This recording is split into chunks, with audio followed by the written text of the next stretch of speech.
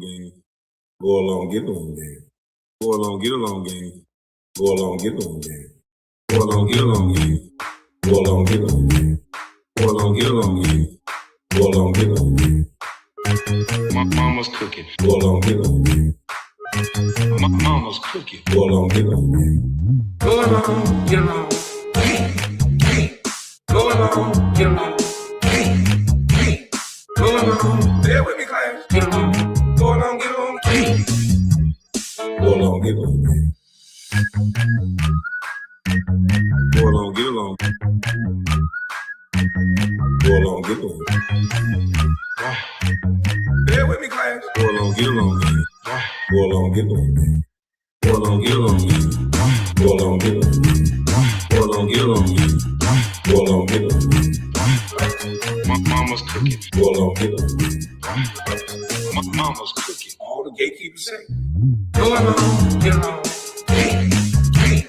Go along, get along. Go along. Stay with me, class. Get along. Go along, get along. Go along, get along. Go along, get along, game is real. Go along, get along, gang. Say, Go along, get along, game is real. Let's go, go along, get along, gang. Go along, get along, game. Say, Go along, get along, gang is real. Go along, get along, game. Go along, get along, game. Go along, get along. Go along, get along. Stay with me, class. Go along, get along, gang. Go along, get along. Go along, get along. Go along, get along. Go along, stay with me, class. Get along. Go along, get along. Go along, get along. Mama's cooking. My mama's cooking. Why? Get a little taste of mama's cooking. Mama's cooking. Mama's cooking. Get a little taste of mama's cooking. Why? Get a little taste of mama's cooking. Mama's cooking. Mama's cooking. Get a little taste of mama's cooking. Mama's cooking. Mama's cooking. Mama's cooking. Mama's cooking. Mama's cooking. There's a new sheriff in town, bitches. Get a little taste of mama's cooking. Mama's cooking. Mama's cooking. Get a little taste of mama's cooking. Mama's cooking. Mama's cooking. Mama's cooking. Mama's cooking. Mama's cooking. Mama's cooking. Fuck you talking about, nigga. My mama's cooking. My mama's cooking. My mama's cooking. Bitch, you can't do it. I'm gonna get a beat to that. Bitch, you can't do it. Bitch, you can't do it. Bitch, you can't do it. I'm gonna slow it down for the Texas nigga. Bitch, you can't do it. Bitch, you can't do it. Bitch, you can't do it. Fuck you talking about, nigga. Get a little taste of mama's cooking. Mama's cooking. Mama's cooking. Get a little taste of mama's cooking. Why? Get a little taste of mama's cooking. Mama's cooking. Mama's cooking. Get a little taste of mama's cooking. Well, I hope that didn't trigger the AI. What up, y'all? How y'all doing this morning? Man, hey, listen, I don't know what happened outside yesterday, but as soon as I said it wasn't winter, Jack Frost came out and Jack Frost said, fuck it, we here. So I don't understand it. Why was it like 70 degrees the day before? And then it go down to like 20. This how a player like me gets sick. Pinky Pink, what's up? I'm doing good this morning. How about you, sir? Salute to you, JJ, the infamous shouty. Free soul. I buy houses. What's up?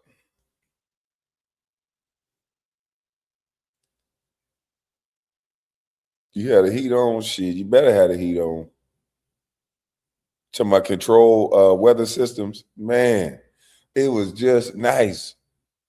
I was just in like a thin sweater or a long sleeve, basically. And then next thing you know, I got a coat and another coat and another coat. You blocked. How you blocked? We see you. How you blocked that we see you? So come on now. You ain't blocked. They say Friday gonna be real cold. I'm gonna be really. I gotta go crank up my goddamn on new lawnmower, man. I ain't had that thing running in a while. I gotta crank up my mower real quick.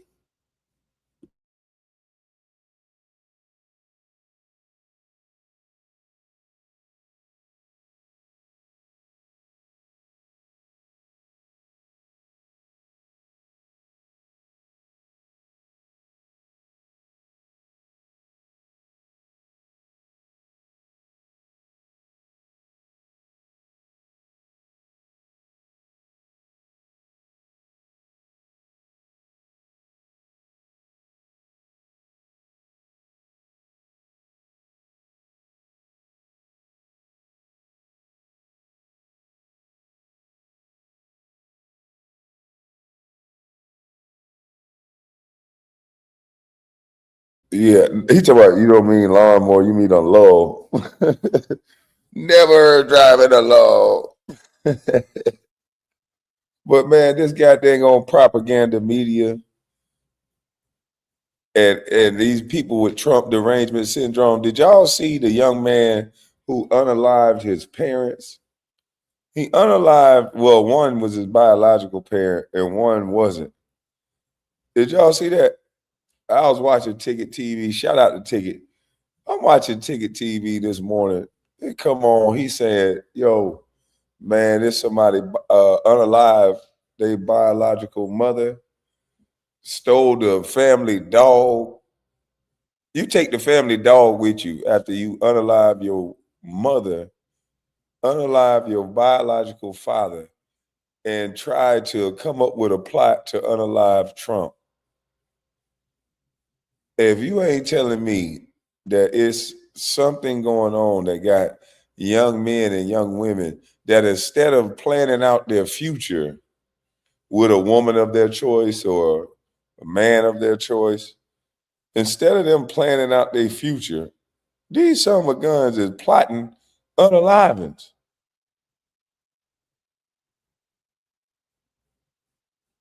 Like, what is wrong with these people? Biz talking about Gold Niners. Yeah, they end up winning.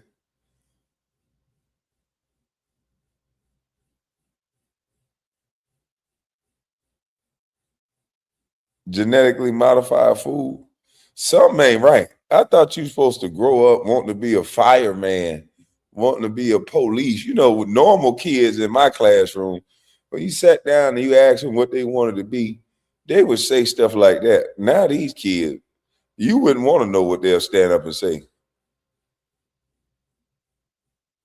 What do you want to be when you grow up? A drag queen. Oh, oh, okay. What do you want to be when you grow up? It's crazy.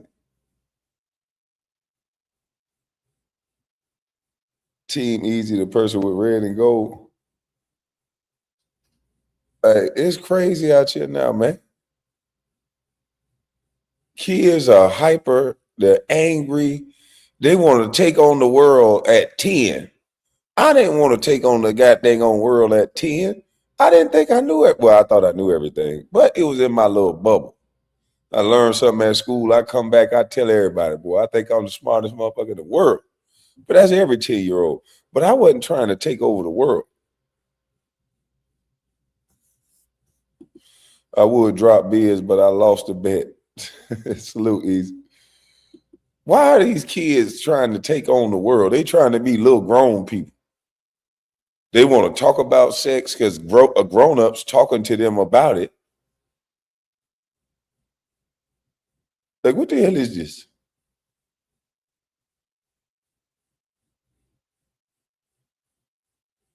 I think it was something that jab along with the food. Yeah, people don't know how to talk to people no more. They lose their shit. They isolate easily now.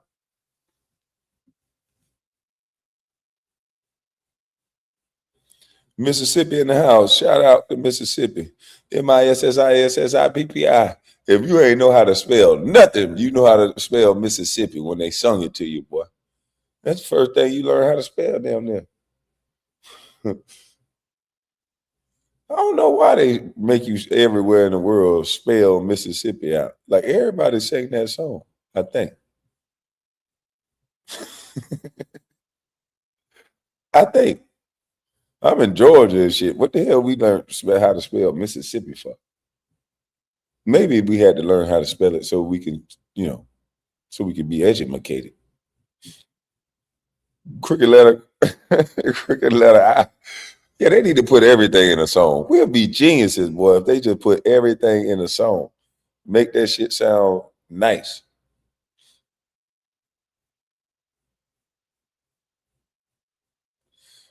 He said, strike two in the house. Laugh out loud. Big up KB. Big up chat. This dude here crazy. He said, well, Mississippi is an acquired taste, dog. But listen, man, there's some crazy stuff going on the internet. I seen a black dude get his whole face maced off because he out there in the middle of these white folks for no reason. He get his whole face maced off because he out there where he ain't got no business. And another thing, Cardi B, can you take Offset back? Like, this shit getting out of hand. Now, Offset, I live in Atlanta. Don't run up on me and beat me up, man. But I'm just saying, what the hell you got going on, man? What in the bejesus?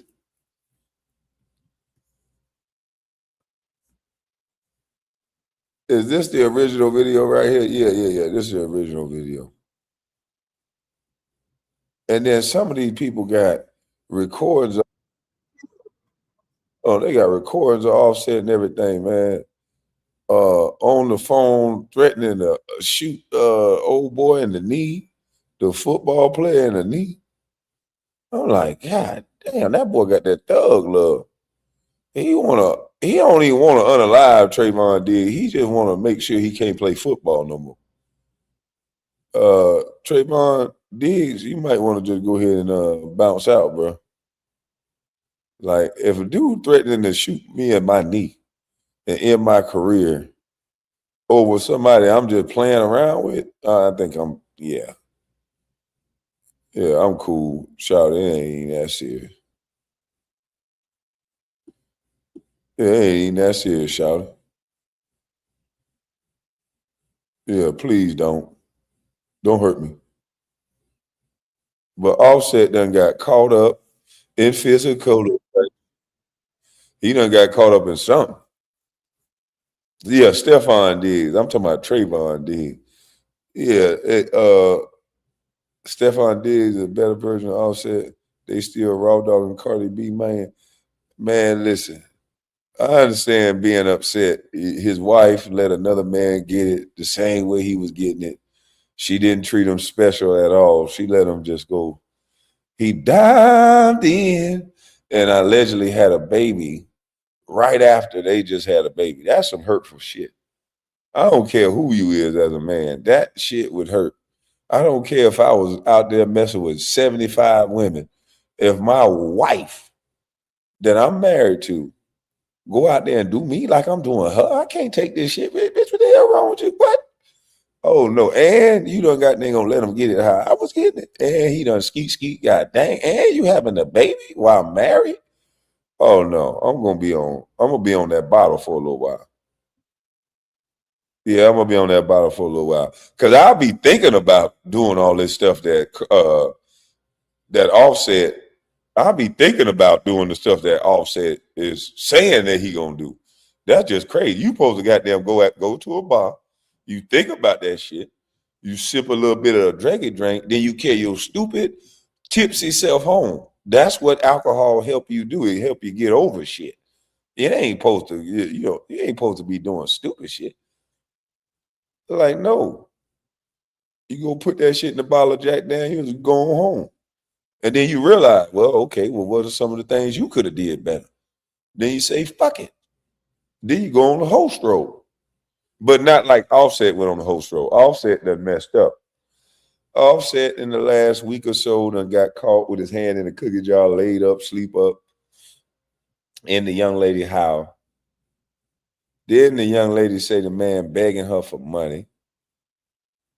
And then for a minute, it sounded like Offset was pimping her because I'm like, if she that stupid to get up out of her bed, show somebody money in her safe and all this other stuff, then hey, be dumb.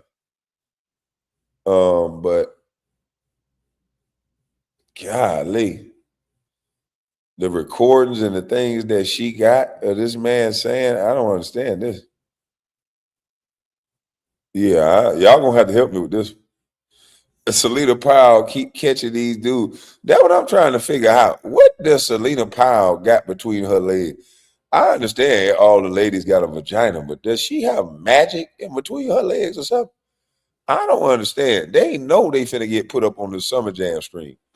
Is it just like the mystique of her now? Or you know what I'm saying? Do they just gotta try it just to see like what the hell the fuss is about? That's what I think it is. I don't know. Because she must got that goddamn on. She must got something to keep these Negroes coming back. You know, it's all these girls out here in the world that ain't gonna put you out there, do all this weird stuff, but they keep running to this girl. I think this girl is a pimp. You know why she a pimp? She make herself always a person that they gonna rock with, cause she know half of these rappers is broke. I believe she know that this shit is a facade. So as long as she keep her bag right, and she put it out there that she willing to help out and give it to you, because every time you see her with a dude, she giving him some money or she making sure he good. It seemed like, if a dude was to claim her and let her pass go, it seemed like, which I don't know how the fuck a dude gonna do that, but it seemed like she'll buy a dude the world. That's what it seemed like. It seemed like she realized, like, you know what, I done been out here in these motherfucking streets. I just want a man to love me. If one of them dudes go out there and love this girl, she is gonna buy this dude the world.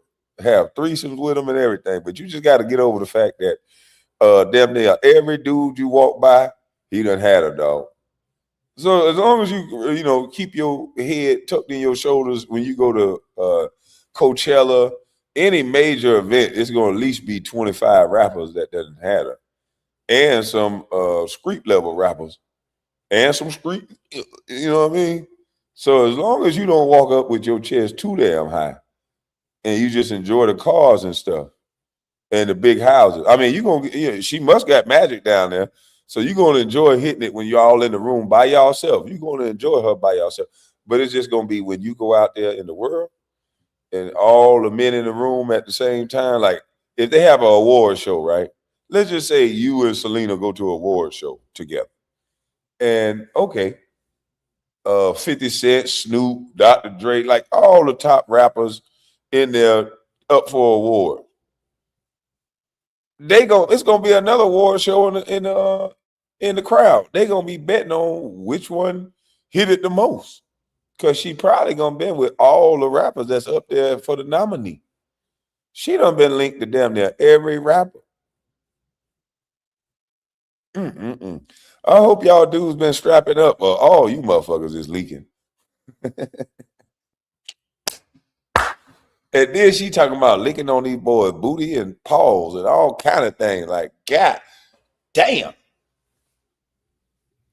One minute she laughed at her damn self. She said, and he kissed me in the mouth. She thought that shit was funny. What kind of nasty motherfucker you is if you think it's funny that somebody kiss your funky ass in the mouth? You got to be a throat goat. You got to be a motherfucking throat goat for you to laugh at yourself. For you to think it's funny that a dude kissed you in the goddamn mouth. That got to be, you got to have a cesspool in your mouth. I'm talking about, man, she laughed. She was like, hey, guess what, girl? He like got in the car and like kissed me in the mouth. And she just bust out laughing. I'm like, what the?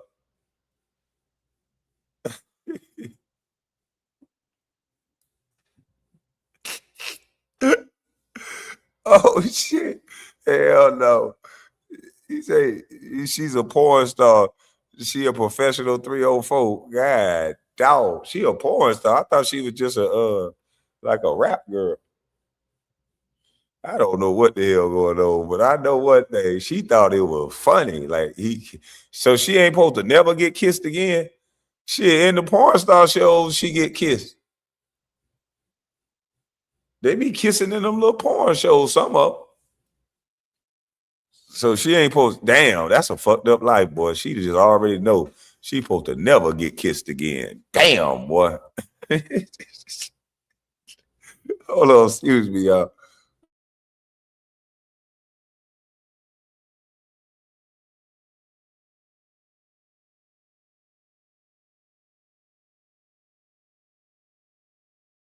He talking about dental. Damn. Hey, we got to go through some of this shit because I think this is quite hilarious.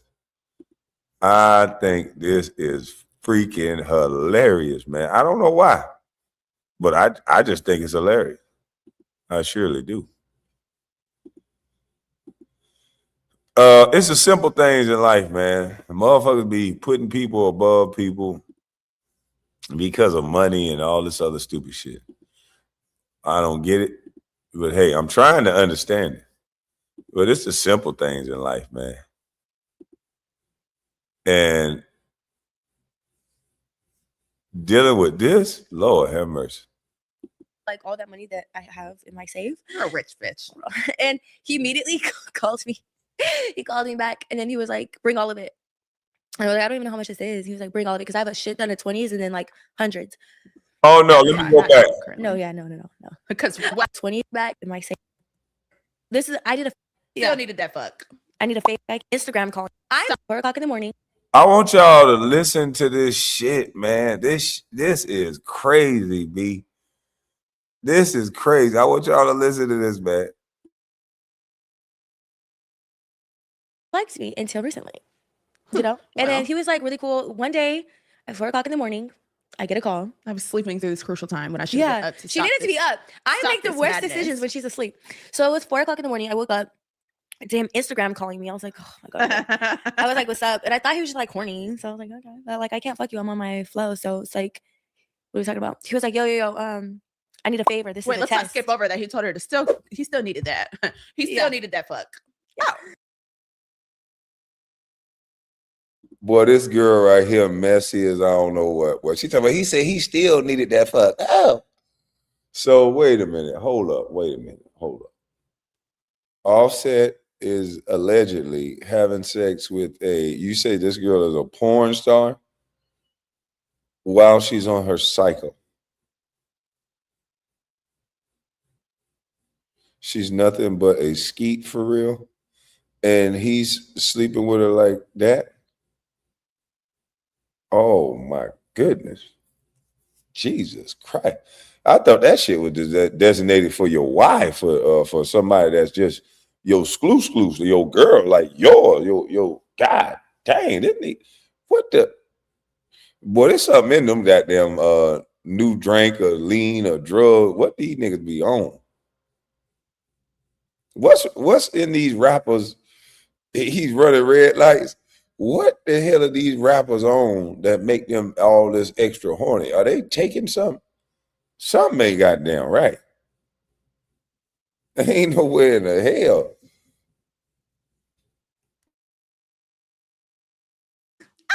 So he was like, I did a favor and this is a test. I was like, okay, what? He was like, how much money can you get or are you buy? And I was like, I mean, like I have I sent him the video, like all that money that I have in my safe. You're a rich bitch. And he immediately called me. He called me back and then he was like, bring all of it. And I was like, I don't even know how much this is. He was like, bring all of it because I have a shit ton of 20.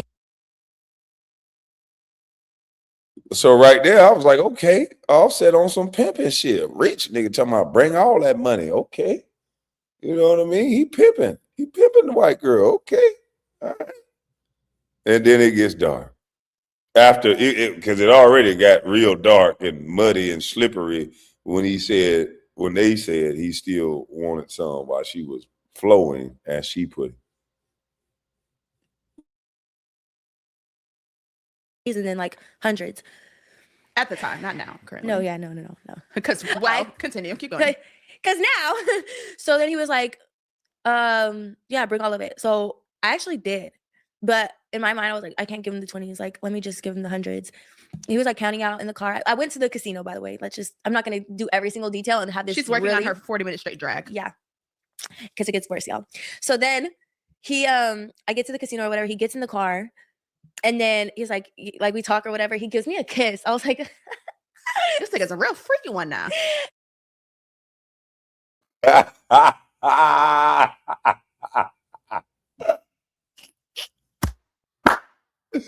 Yo, she thought that shit was funny. He gives me a kiss. I'm like, what? She was like, nigga, what?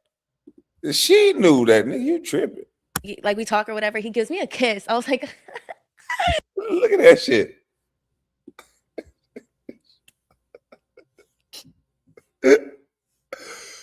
Oh, shit. Oh, hey, Cardi B, please take him back. Oh, shit. Hey, boy, this ain't right. This man out here kissing. Never mind, man. One of the top guys in the influence the black community in years. That group is a popular group amongst us young black men. Well, I'm not so young no more. But he out here kissing her in the mouth. This nigga might as well go ahead and kiss her on a porta potty. I don't understand. But hey, let me stop. I don't know this young lady. I don't know her sexcapades, but I know she attached to a lot of rappers. But doesn't seem like someone you should be having sex with in that capacity. But hey. This nigga's a real freaky one now. Real freaky ass nigga. We're kissing. We want to fuck on the period. You know, I'm all for laying the tie down. But baby, on the first link up, I don't even know you like that. Lay the tie down. You're nasty. Oh, no. God, then the young lady right here just added in the, like, you ain't have to explain it like that, ma'am. Like, explaining like that just made it absolutely worse. She talking about, and you don't even know her, the first link up, and you wanted to hit it on the period, and you kissed in the mouth. So the first link up, he getting money out this girl and sleeping with her like a girlfriend. A lot of STD cases shaking my head. Man, God dang. They talk about TMI. This young lady right here, boy, I don't want to run across her. She don't fuck around. She say, hold on, let me just make it plain for everybody. He told, hey, American man, talk about him love her. He having sex with her like he love her. He ain't holding nothing back. He's sleeping with her like he in a relationship, allegedly. Yeah, I'm on my period. So what, baby? That's love there. You sleep with a girl on her period. You got to love everything about her, boy. Ooh, Lord. What the heezy? And he don't even know this chick, and that's what he doing. She can stand in your kitchen, KB, hell to the no. Now she got bread. Now she giving out money like that, but I see. I'm not. You can exclude a few things that he did and be all right. Real freaky ass nigga. We're kissing. We want to fuck on the period. You know, I'm all for laying the tie down. But baby, on the first link up, I don't even know you like that. Lay the tie down. You're nasty. Red flag. We didn't though. We didn't fuck that night. It was the next. But you wanted to though, and you knew I was on my flow. You're a real. But it was if it was up to him, he would have fucked me for sure. But me, I just red flag. I mean, kind of yellow flag on the play. Celina, we never met this man. We never linked up with him. Why are you trying to fuck me on my period? Because he nasty. Knows, we still have like a bond, you know, like that trauma was still because a trauma bond. We have a trauma bond now for sure. Continue. So then, you know, he takes me into the casino. He's like gambling. He's losing. He's playing the fucking slot machines. It's getting late. I'm like, I'm tired. He was like, oh, come on, let's walk you to your car. I go to my car. I suck his dick. Wait a minute, the slot machine. And wait a minute, what did she say? She go to the car, she suck his dick, and she just bust out laughing. Man, y'all bet that's what I'm talking about. See, hey, you gotta love white women sometimes. They just laugh and they just go to the car and suck his dick. Like, what the heezy? Boy, hey, listen, ladies, black women, this is what y'all got to compete with. She'll give them 15 grand. Go to the car and give them fellatio. Look at this. I'm like, I'm tired. He was like, oh, come on, let's walk you to your car. I go to my car. I suck his dick. See, she go to her car. They didn't even need a hotel room. How y'all gonna compete with this shit? Talking about I'm all woman. Girl, you gonna shut up. There's girls out there that's gonna give you 25 grand or 15 grand, walk you to the car. As soon as you be a good Samaritan to somebody like her. See, she need to teach a class on this shit. Just don't get hit by everybody. But she need to teach young ladies, this is how you treat a gentleman. You heard what she said? Offset walked her to the car, being a gentleman, and she turned around and was a nice woman and gave him fellatio. That's what the hell I'm talking about. It'll be more people getting walked to cars and it won't be nobody jumping on nobody. It won't be nobody raping nobody. It'd be more gentlemen out here, and you get fellatio in their car. Oh man, I'm talking about man. Biz talking about this is wild. What don't got to take on white girls be? God, Lord have mercy. Wait a minute. She gave him head in her car. Boy, you gotta love it. You gotta love it. She ain't all bad. I can tell you that. She is not all bad. No wonder she keep trapping these rappers. They ain't all of them ain't getting trapped. It's some dudes getting away from her. Fair exchange, no robbery. Cause she know what time it is. She giving them the bread right off the rip. That man don't even know if first night out to about bring me all the money you safe. And she come with the money. Damn. But my thing is, what the hell Offset doing playing the slots?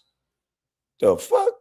Hey, I thought you supposed to be over there throwing craps or playing blackjack or something. What the hell you doing on a slot machine like a grandma or something? That was my grandma play slots. Do the slots ever pay out? I don't think I played the slots with 1 or 2 times messing around with some elderly people, but I didn't know young people played the slot machine. Yeah, she ain't all bad. I don't know what the hell going on here. She ain't all bad. If you walking her to the car, she just go give you some head. How y'all just ain't gonna appreciate that? Like, what the hell? I heard what I heard. There's some appreciation there somewhere. Ain't nothing wrong with sluts, KB. Slots? What you mean? I just don't know. I'm ignorant to slots. Yeah, that's what I'm saying. You got to put this in perspective. She paid her. Yeah, wait. She paid him, topped him off in her car. And he was able to go back in the casino and she wasn't hounding him or nothing.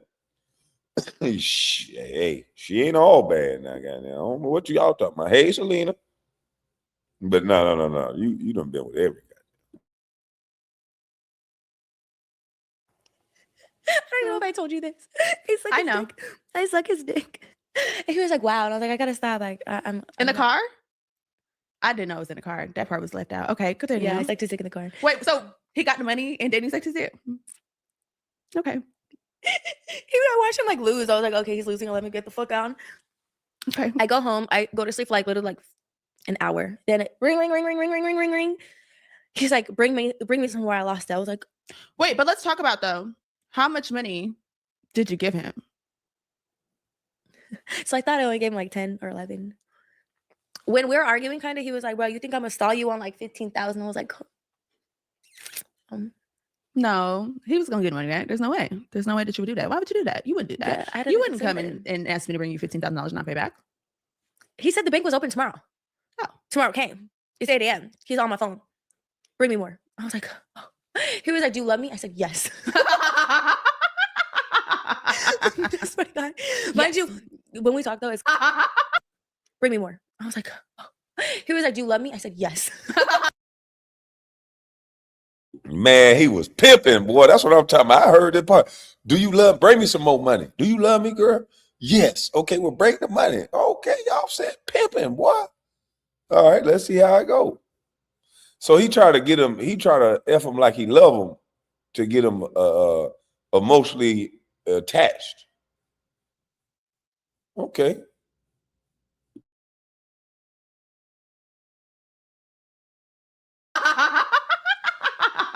I swear to God. Mind you, when we talk though, it's gonna have. I want the screenshots. So add in the screenshot. I said yes. He said, bet. Bring me that money. I said, oh, okay. Damn, ladies, this what y'all got to compete with? All Offset had to do was ask her if you love me. And she said, hey, yeah, I love you. And he said, okay, then bring me that money. God, dog, ladies, you see this shit? You see why black men fall weak? Y'all can't say they stupid all the time now. Come on now. The woman goddamn gave that bread, their head, and leave. See, it happened to men too sometimes. Y'all got a song out say, get their bread, get their head, and leave. That's exactly what Offset did. He got that bread, got that head, and leave. And then called her back at 8 a.m. after he lost her money. Asked her a simple, I love you question. She said, yeah. And she on the way with some more goddamn on money. But I would say Offset pimping right now. Right now, City Boy's up. Other than the way he got them on kissing her in the mouth and all that, you can take out a few things. But City Boy's up right now. You know what I mean? So I got to give 2 strikes for Offset, 1 to her for outing that he wanted it on the rag and that he kissed her in the mouth. So you got to take away a whole point for that. I gave a half a point back each. So right now it's 2 to goddamn 1 because them 2 halves equal 1. Can't give her no whole point. KB, you know you would have called her too. I don't know I'll call her ass now. If I know she handing out bread like that just on a I love you, you goddamn right. Yeah. I'll take some head in the car at some $15,000. Yeah, hell yeah. With no interest, she just wanted her money back. She didn't even want no interest. We can work something out there. No interest and some head. I don't know one bank I can walk into and get $15,000 loan and some head. Walk out of there, don't have to pay back no interest. I mean, that's some hell of a goddamn banking she got going on. Top you off, give you 15 grand and tell you just bring it back to even money. I mean, we might could work something out, Celina, goddamn. She ain't asked for no interest. This shit sounds appealing. Do you give fellatio like the hookers do? Do you put the condom on? Do you suck the condom on too? Because I mean, we might be able to talk. Because can we just talk? Can we just talk? Talk about shit. I'm just saying. I ain't never heard no shit like this. I ain't never heard that like this here. She is giving out interest-free loans and fellatio. Are y'all really hearing this shit? This is what I'm hearing. Interest-free loans with fellatio included. God damn. What's the name of the bank? The head bank? Let me see if we can stretch out the terms of the loan. You know what I mean? So we get some more head and you know, not have to pay the loan back for at least 90 days. I mean, I don't want to pay back $15,000 in a day. I mean, damn. I might well just hold your money just to get some head. Hold your $15,000 just to get some fellatio and then get it back. Got some head, thanks. This is crazy. Oh, she upset, boy. She thought that she was gonna be with Offset. She telling her all the tea. Oh, I'm talking about. But the only strike I see is the 2 points that I minus for him kissing her in the mouth and him trying to hit her on the rack. But everything else right now, this sounds like top-notch, top-flight pimping right here.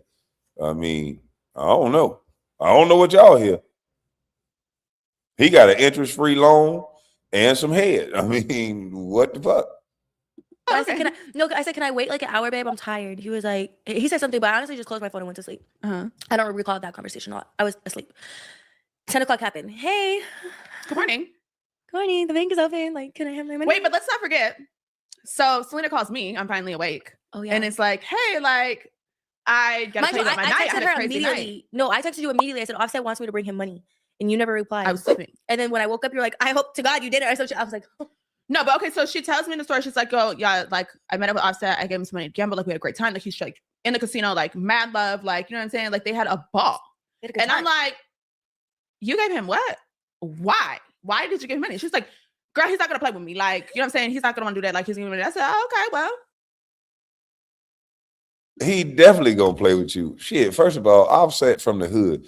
And she's a white woman, and he's a hood cat. He gonna go off them hood rules. He ain't finna give her no money back.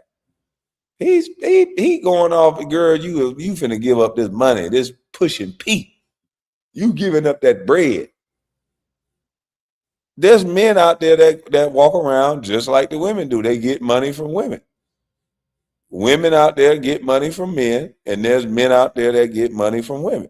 This is happening all the time. There's women out there that's top-notch paymasters. That's the only way they get dudes. There's dudes now that just go to the gym and don't do nothing else, and they just work women.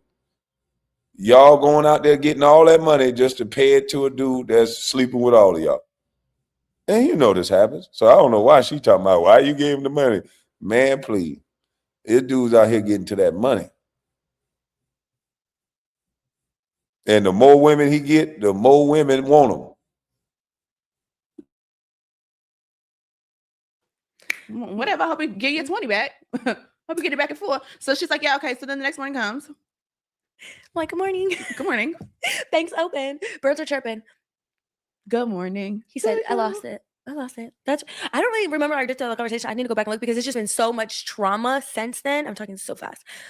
But it was a gift of like, babe.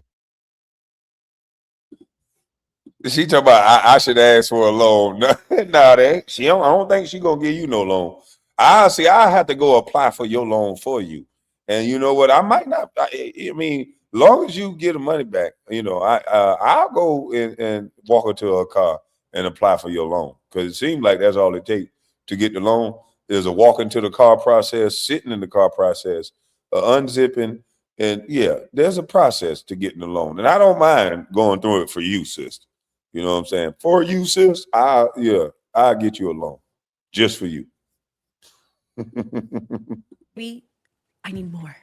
It wasn't on like, I'm gonna pay you back or the bank is open. Can you imagine somebody owing you money and then telling you they need more? Yeah. So then he was like, oh, I want to see you, blah, blah, blah. I was like, okay, babe, but where's my money? He was like, I want to see you, whatever. I got you. I think he said like, I got you. Come get it. I drive to the casino. Oh, no. Then I think that's when he said, get a room. Yeah, I was on my way and he said, he said, get a room. He said, get us a room at the Hard Rock. I look at the Hard Rock app and the Hard Rock hotels, they're all sold out. So I was like, they're all sold out. He's like, okay. He sent me a hotel to book. And then he was like, okay, book that one. I was like, bro, I'm not doing that. It was only like $300 though. But still, I was like, I'm already down. No, he booked it. Okay. He ended up booking it. But he was like, okay, because I only needed my ID when I went there and it was a problem. Anyway, I go to the hotel. He's like, at 4, meet me. I said, okay. You know I'm on time. Bitch, 4:01, I'm in that hotel room. Man, God, dog. Boy, she's a on-time eater. He said, go book the room. She was going to book it. He said, meet me at the hotel at 4. 4 o'clock, I'm probably just waking up.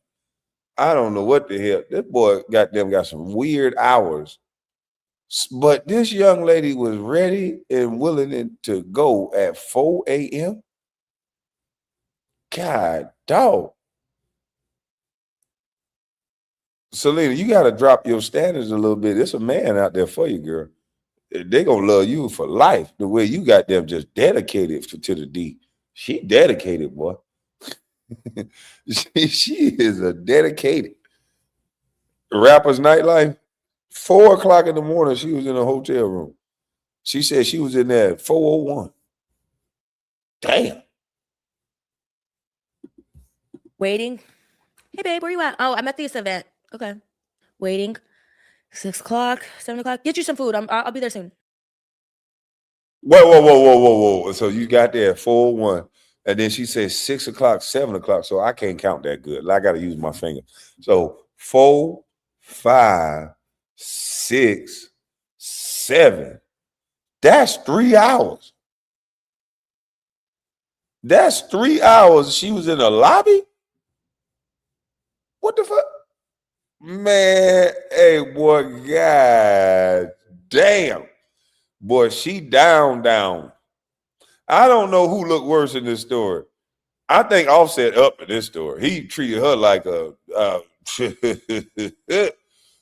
motherfucker had her weight. Let me tell you something. Offset is up. I give Offset 2 more points on this one. Offset got 15,000, got some head or fellatio. Sorry, YouTube. 15 grand fellatio for a walk to a car. Got a girl to go to a hotel room and wait for 3 hours. And she's willing to do anything to him that he asks. And she ain't finna get no goddamn money. We all know that. This is just a booty call. Instead of you getting that money, I'm going to give you this. Yeah, I know you want 15 grand, but I'm going to give you this. I'm going to give you this right here. Put this right there so you can shut up talking about it. You know, he treating her like, you know what I'm saying? He treating her like an explicitive word, YouTube. Explicit word.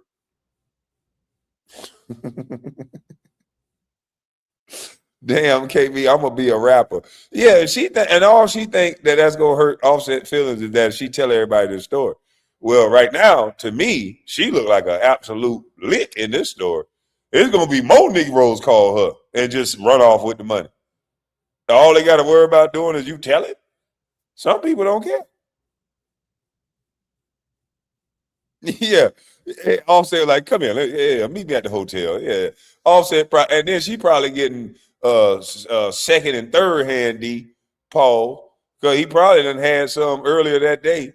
So he just, let me stretch it out a little bit. Yeah, meet me at 4 o'clock. He was with another girl. Shit, I still got to go hit this bitch. Meet me at 5. Oh, fuck, I ain't done with this other girl. 6, I'll be there at 7. Shut up, you just be there. And he fell asleep in the bed next to her. He was so tired. Now I look at this situation a little bit different. Everybody laughing at Offset, talking about how you fell asleep with that girl. Shit, it was 7 in the damn morning. She was the last stop. He just gave her a little taste just to shut her up for the 15 grand. He ain't do nothing but drip a little bit in her mouth. He ain't have nothing left, Paul. Yeah, Celina, you shouldn't have told this story. City boys up 5 to goddamn 1 point. Yeah, it's 5-1. He got your money. He got that bread, got that head, and leave. Then he told you, I ain't giving you nothing. I'm going to give you nothing but some D. If you love me, come bring me the money, baby. You love me, baby? Bring me the money, baby. Yeah, you love me, don't you, baby? Come on, baby. You know you love me. Bring me the money, baby. Okay. She did like a true pimp.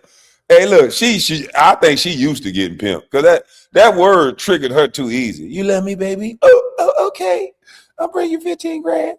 Yeah, city boys up. Offset just trying to de-whip her. You know, you know what I mean? Back in the day when I was the best side nigga in the world, you got to whip them with that. Yeah. Then they get that's what Offset was trying to do. That's it. He ain't trying to pay no money. Let's hear the story, because right now it's 5-1. City boys up. Okay. Go to the bar, have a little drink. FaceTime my friend, get drunk with her on FaceTime. Eat, come to the room. I was like, okay. I post on Finsta. I'm bored. He's like, okay, daddy's coming. I said, okay. 12:30, he comes. He comes. Knock, knock, knock. Comes in the room. Why he literally gets in the bed, takes his pants off, and just is like. You're lying. I don't believe it. I swear to God. This is. Add 2 more points for breaking a down. Man. Hey, add 3 more points for that. So it's 8-1. After 7 o'clock in the goddamn morning, man had you waiting 3-4 hours. The man ain't apologize, ain't bring no roses or nothing. The man ain't even go wash himself up. He got all day balls, Paul. And the man just told you, he just unzipped, ain't say a word, and looking at you like, get to work. And you telling this story like Offset is the only one that look a certain way, which I got him 8-1 on this situation right here. This is crazy. Look at this. Look at what he did. Y'all, some of y'all men only wish you could dream to have a girl wait on you, especially one that look like this. Now, I know she's or whatever y'all say she is, a whole bimbo. Well, some of y'all will be running to a girl like this in the dark. Offset had this girl waiting till 7 o'clock in the goddamn morning walks in, ain't no apologies, no flowers, no nothing. He unzipped. This was gonna handle this situation. Man, that's crazy. And she up here telling this story. God damn. She's a hoe, but she can't help it because she don't know it. Ho, ho, ho. That was just a Trick Daddy song that I know. He comes, knock, knock, knock, comes in the room. Why he literally gets in the bed, takes his pants off, and just is like, you're lying. I don't believe it. I swear to God. This is not happening. I wish I was lying. This is not true. I wish. He just got in it. I went to go sit in the bed. He came, put his pants down, laid in the bed. The way I would have bit that dick off. Bitch. See, you talking some violent stuff, lady.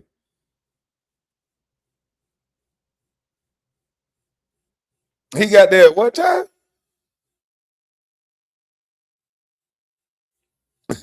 I don't know what time he got there, but he's been out all night long. And us men, if we walk around, anybody, women or men, like ain't no funky foot all day coochie woman gonna get in no bed with me. If you've been walking around all day, I don't give a damn how fresh you think you are with the hygiene. You gonna go wrench something. You go wrench some underarms, go get that booty and that cootie, go get everything, go wash. Don't bring all that all day heat to me. No. You can't even lay in the bed without going to get that. No, go get that oil of Olay, go get the Dove, go get something. The less attractive woman talking about biting it off. She ain't say she wasn't gonna put her mouth on it, but she talking about what she was gonna put her mouth on it, but she was gonna bite it. You gonna resort to violence instead of saying, nobody thought to say, hey, why don't you go take a shower? Hey, what the fuck you doing coming here so late? None of that crossed their mind. Is one just laughed at how he laid back and did it because she knows she was gonna get on her job. The other one is resulting to she was gonna still put her mouth on it, but she gonna bite it. What in the holy hell? Nobody can say get out. Nobody can say you're not gonna treat me like this. Nothing. These are the type of women that's out here now. Shit. And y'all wondering, talking about why everybody ain't in a relationship? This is what the fuck is going on.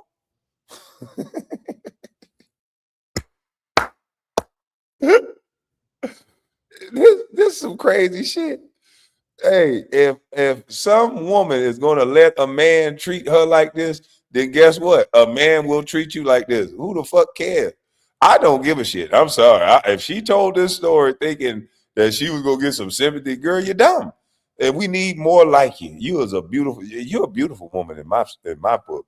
I'm sorry. I don't think you're dumb. I'm sorry. I take that back. I think you know what you get into when you're dealing with these men. And you just looking for a story to tell. So you have these adventures so that you can tell these stories and you make money off of it. And so there's no robbery in this situation. You know what you're getting into. These men know what they're getting into when they're dealing with you. Yet and still, both of you guys end up meeting at the same spot. Okay.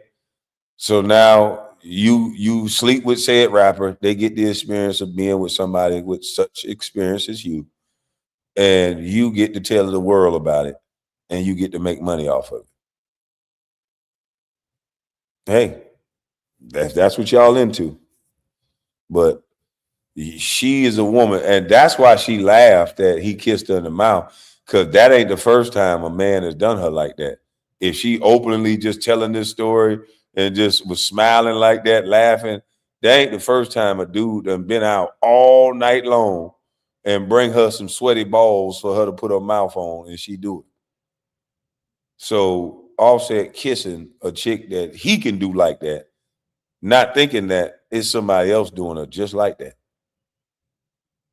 But sometimes we get caught up in our shit thinking we top dog, not realizing that's just who she is.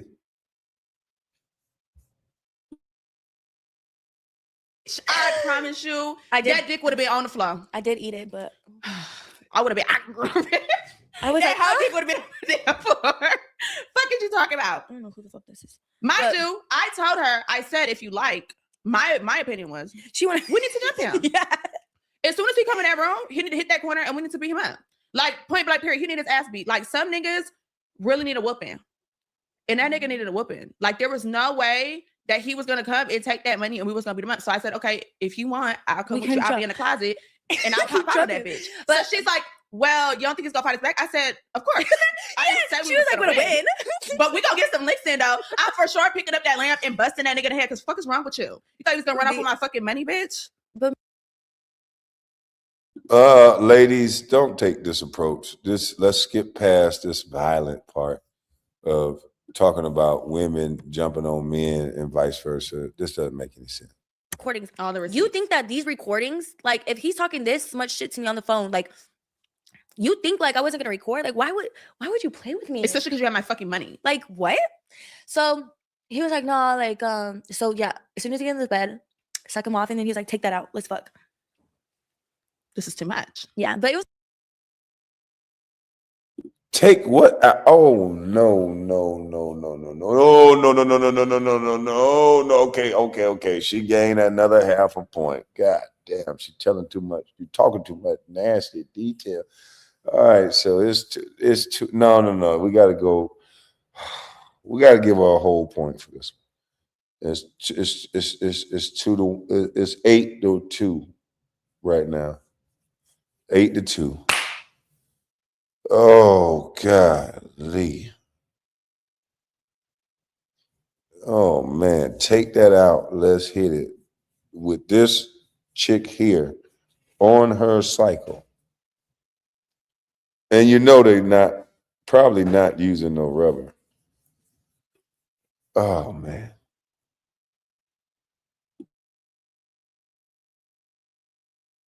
Like my last day, there was no crazy, so like whatever.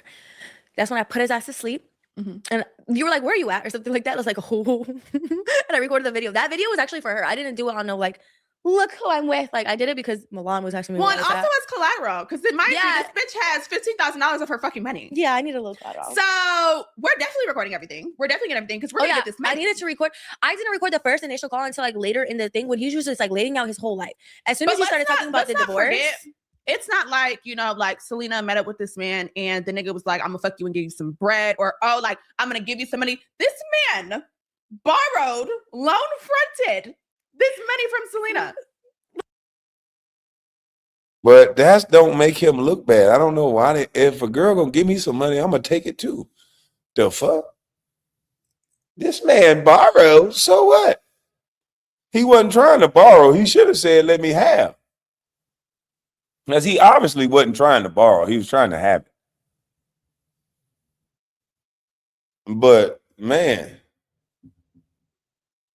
she tell everything, but Lord.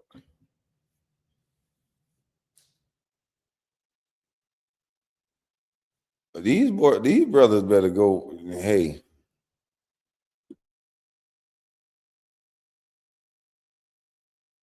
Yeah, but it seemed like she actually liked Offset a little bit. It seemed like if Offset didn't, just what if this scenario would have went a little bit different, right? What if Offset would have been like, hey, you know, give me a few more days. I don't got the money right now. If he would have been honest with her or whatever, I ain't finna give you the money. I just feel like, you know what I'm saying? You fucking with me, so I feel like you should just give me some money. He should have just told her. If he would have said that, now she can make a decision whether she want to deal with Offset like that, where she gave him money or not.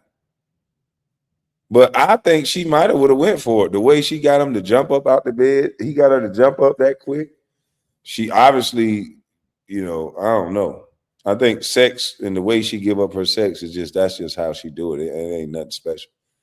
But yeah, he hurt her feelings. If he didn't hurt her feelings, if he would have been, you know, a little nicer to her, I think she would have let him borrow some more money. Let's just say he gave her the money back this time and kicked it with her a few more times. She would have gave him all kind of goddamn money.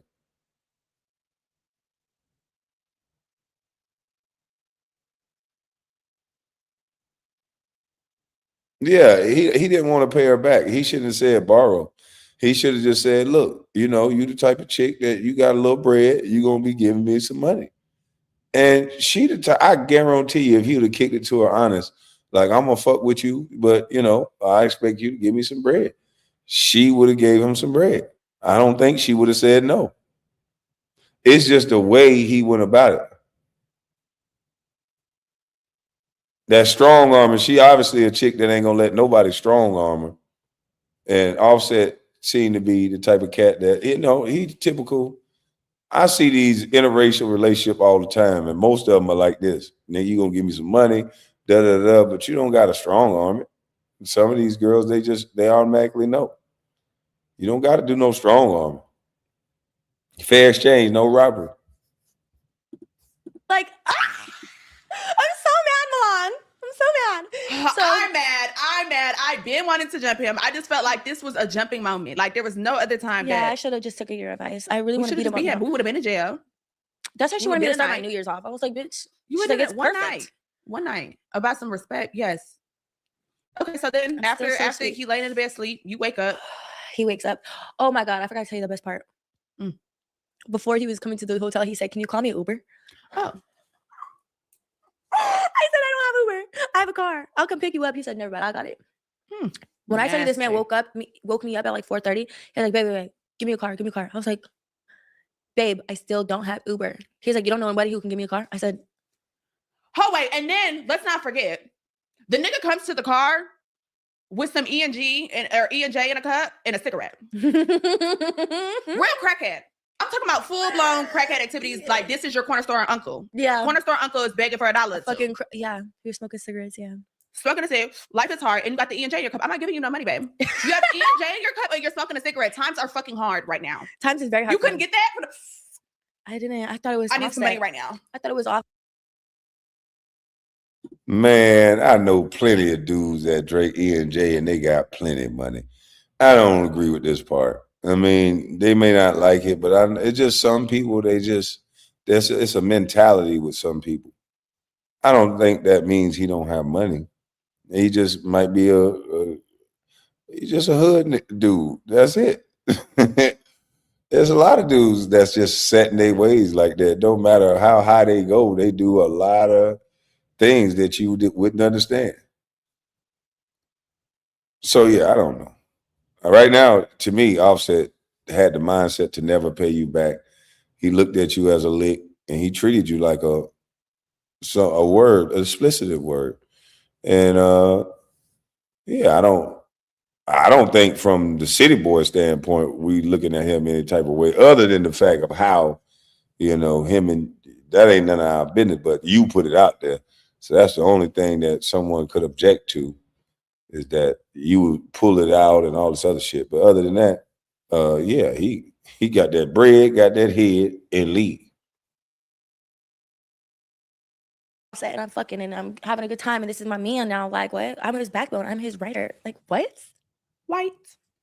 Yeah, that's what she kept saying. She's like, of course he did this to the white woman. I'm like, in America. In America.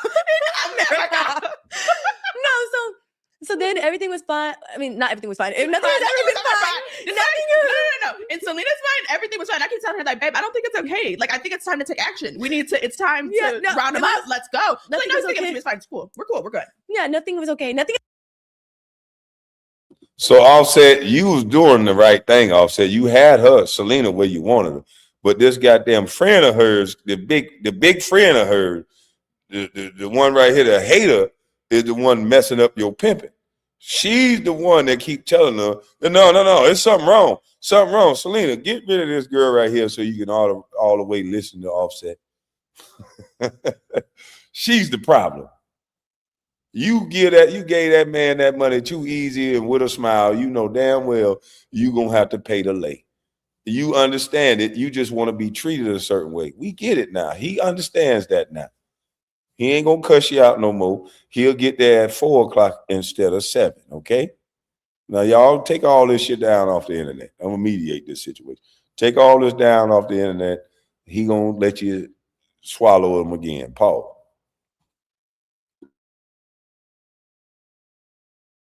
It's been fine. Nothing has been fine since I gave him the money. Right. But okay, the situation. He leaves. I go to sleep or whatever. I go back home. He flies to Atlanta for a toy drive or whatever. Then I have to fly out to Denver. So now it's Christmas Eve. I wonder who donated toys for him. I don't know either. I think it's Jack Doherty because he was like, oh, I'm on live stream. I was like, you're gonna be with a bitch or whatever. Like, have fun. He's like, no, you can watch a live stream. I'm gonna be on live stream. I was like, okay. I was walking out. Live stream was like a fucking hawk. I ain't seen no bitches though. So I was like, okay. I would have been watching to see if he ever pulled out $1. Why? Wait a minute. Hold up. Why would she be worried about if he got bitches or not? And why would she, in her profession, as y'all say, and knowing how men are, she done been with damn near all of them, as y'all said, allegedly. Why would she assume that he's not going to be with one? Because she gave him some? So she think her stuff is the holy grail and that it's going to make him just automatically stop messing with the chicks he was messing with. Even though he wanted you to take your tampon out, allegedly, for him to get some. But you think that the buck was going to stop there with you. Okay, I'm confused.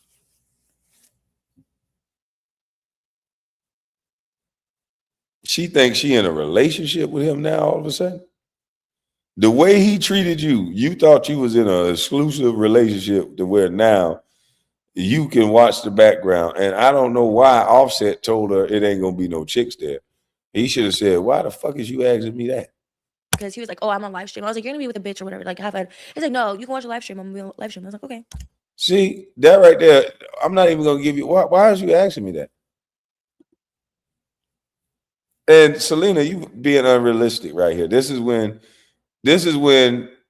she act a little childish right there. You a grown woman, you know he's a rapper, you know what you do, you know what profession y'all in.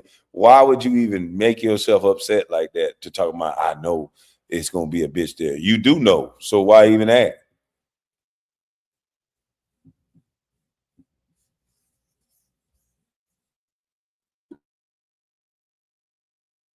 I was walking out. Live stream was like a fucking hawk. I ain't seen no bitches though. So I was like, okay. I would have been watching to see if he ever pulled out $1. Every dollar, that's mine.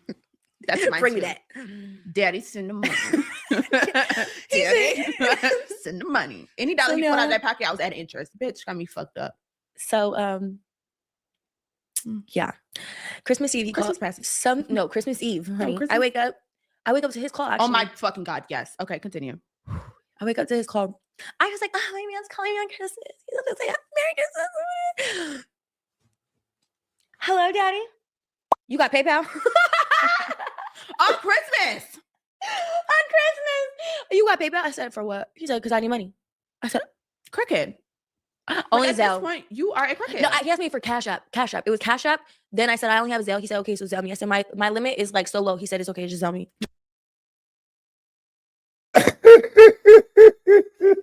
So she up here talking about, she up here trying to make it something that it ain't, being delusional as hell. Oh, my baby calling me for Christmas. Getting all excited for no reason, putting expectations on it that she shouldn't. And Offset gets straight to it. You got a Zelle or PayPal? He letting her know, I'm here for the money. Why is you sitting up here playing? Why is you sitting up here pretending like this man showed you anything else other than you here for the head and the bread? That's it. He ain't giving you no money back, but he's steady asking you for more money. But Offset the problem?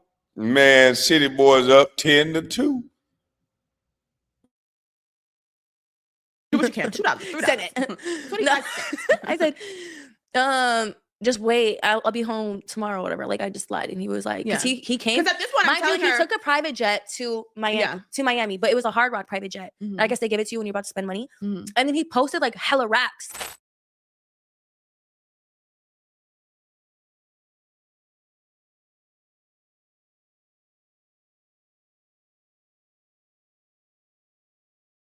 So it's like, okay, like I just gotta keep it cool with him, and he's gonna give me the money. And you told me like that's why I kept telling her. I was like, we don't want to give him any. Girl, some of your racks was a part of that rack, probably. What you mean? He posted hella rack. He supposed to. He keeping it P. Any reason to not get the money. So play everything cool. Don't go off. Don't nothing. It's like everything is cool. It's fine. Until it's not fine. You know what I'm saying? Like I'm like, oh, okay, cool. Yeah, send it when you can. Do what you can. You know what I'm saying? Because I don't want you to be like, oh, no, I'm not sending. I'm saying like I'm like, oh, okay, like, everything cool. Don't go off. Don't nothing. It's like everything is cool. It's fine. Until it's not fine. You know what I'm saying? Like no, you're not a dumb bitch in his eyes. He looking at you as the cool down chick, but he just not giving you the real instructions, his real intentions. He could have just told you, look, man, I think you cool. I ain't really finna give you no money back. Not right now anyway, or something. And you was going for it. You knew he wasn't getting you no damn money back. That's why you got your black friend right here to tell you what time it is. I need to make a quick money being a girlfriend. A good girl ain't working. Man, listen. This right here ain't working for her either. She young right now. But boy, when it get old and you look back on your legacy and men get to hear these stories right here, how somebody just walked you to the car, you gave him 15 grand and you gave him some head and a guy didn't even go wash up and you went down on it. When these stories are not going to age well. That's what people don't understand. They think about the here and the now. These stories are not going to age well.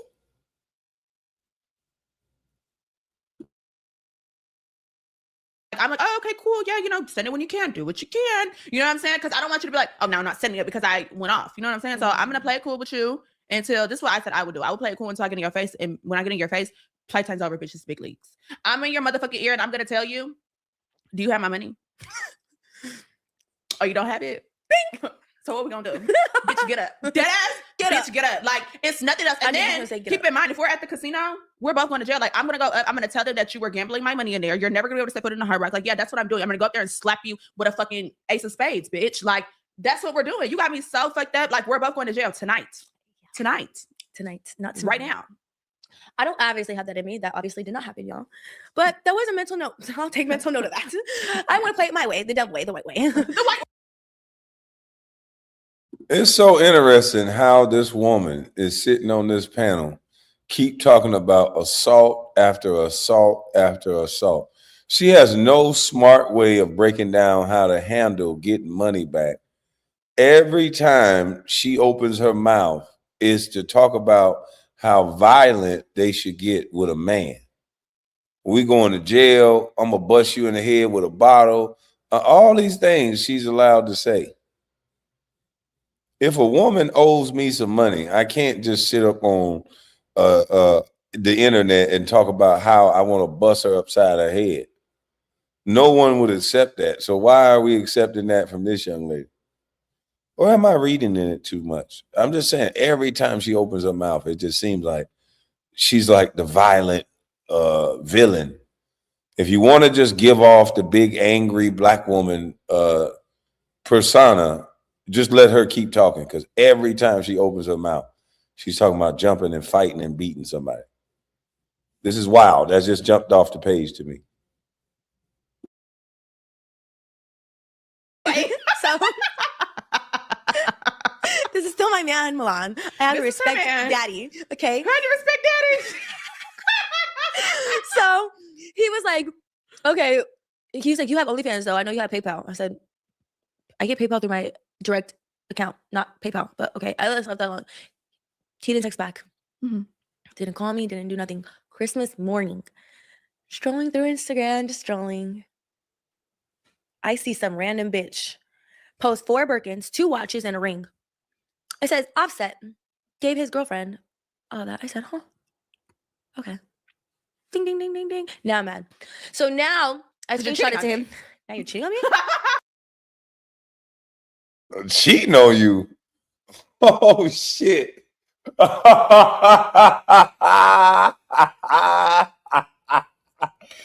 Oh, man. All she wanted is a boyfriend, man. Hey, listen, all she wanted is a boyfriend and she'll buy him the world. Ain't that listen, money can't buy you love.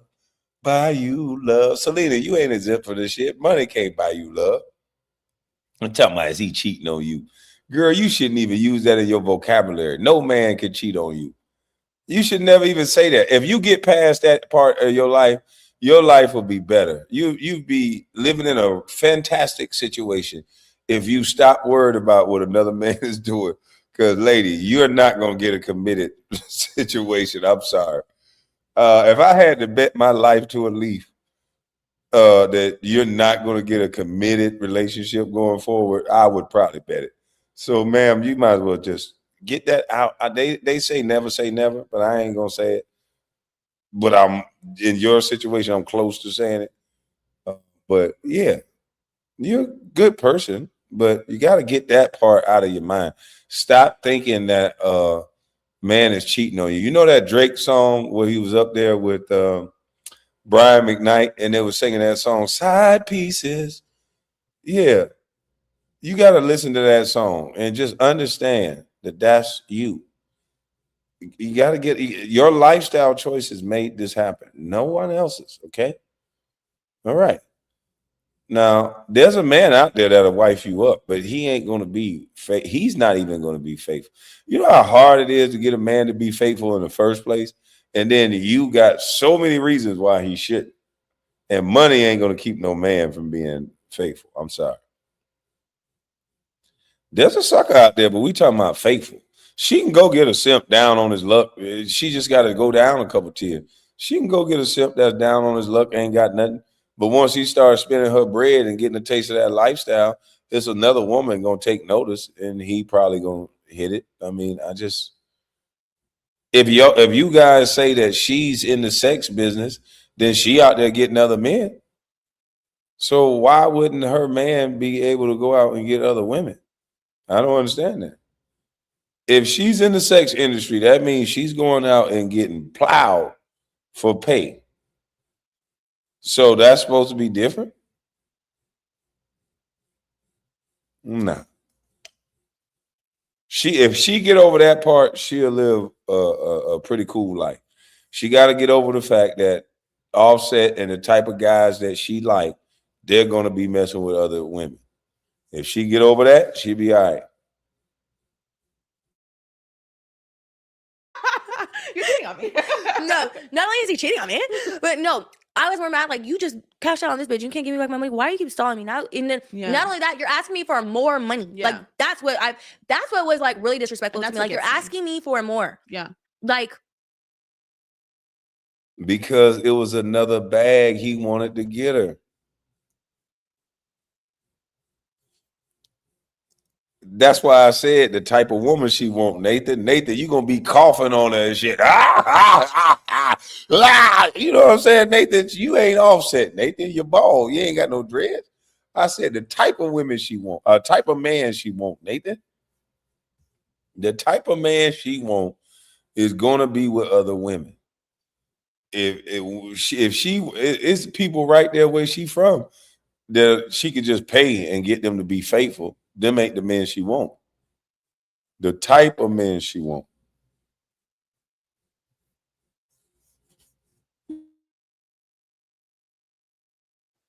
now in my heart, I'm like, oh my God, he's like pimping me. Like, I felt like he's my pimp. Like, I paid you for sex type shit. Like, no.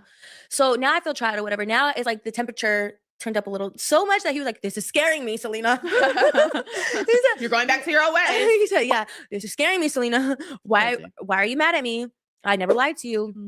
And I was like, just give me my money and let's go our own ways. He said, you're not going to stand on that. I said, yes, I am. He said, well, I still want to fuck you though. I said, you're never getting this pussy again. And he said, bet that. Didn't talk to me. Then I think Saturday, I was like, okay, I'm coming home tomorrow. Like, can we just, I don't want no beef with you. Like, let's just make up and I want my money when I land. He was like, okay. Then I post like something on Finsta. I think it was like just like a little teaser of me. He was like, damn, like I still want to fuck you. I said, okay, we can fuck when I land. But I'm coming for the money. I said it. What in the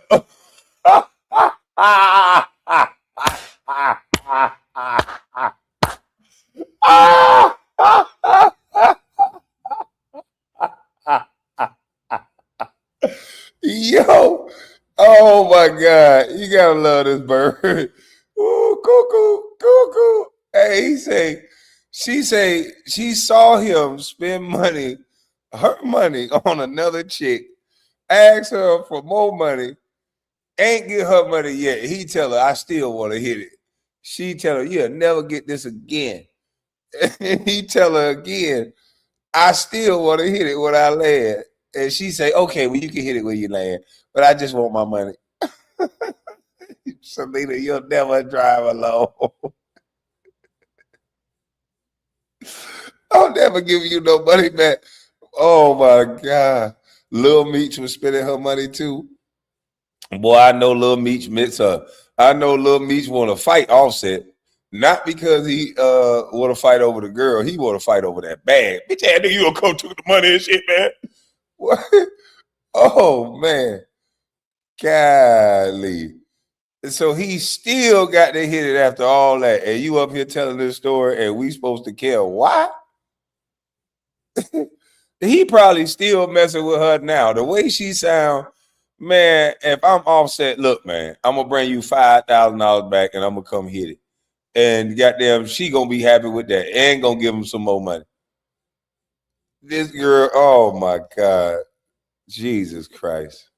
She don't stand on what she say. She just gonna tell on your ass. And Offset don't seem like the type that give a rat's you know what.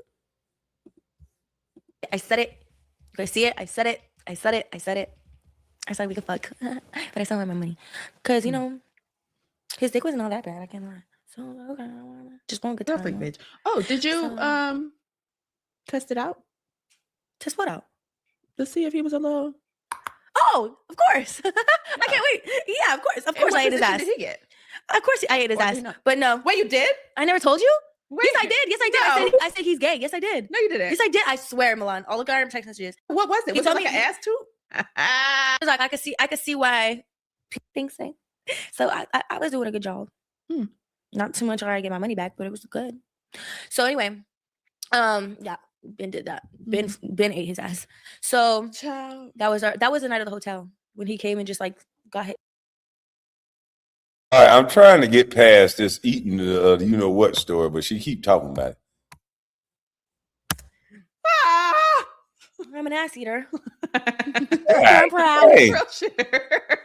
Happened, and then yeah, Christmas Day. So yeah. No wonder she laughed at this man kissing her in the mouth. We gotta goddamn drop some points. You right.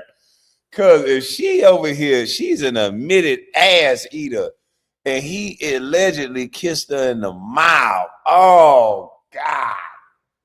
She might have had shit on her tongue. Oh Lord. Oh Lord have mercy. I'm about to throw up. I'm about to throw the fuck up. Oh man. This is a nasty ass woman here, boy. And she's just so open with her disgusting. Somebody says 10-9 now. She just so open with her disgustingness, man. The only thing that Offset lose for, well, she gained points is because of the disgusting nature that he got down allegedly moved in. But if you use a condom with this chick and just stay back and just let her pay you, there's some guys out there that's getting bread from her, especially some hood cat. They getting bread from her and just eating off of her and living good. And they ain't even all that interested in having sex with her. Most of them just want the bread. Because if she telling stories openly like this, I wouldn't be that interested in having sex with her. No. She's a little too experienced. Goddamn. And I think more girls should be honest like this. I appreciate her honesty. I ain't gonna lie. There's some girls out here that's walking around and they got her same story and they around here judging her. Yeah, look at that little nasty white bitch. I appreciate her honesty because there's girls out here, this dude's falling in love with. Some of them turning them into their baby mamas and they got this exact same story. They just ain't talking about it on camera.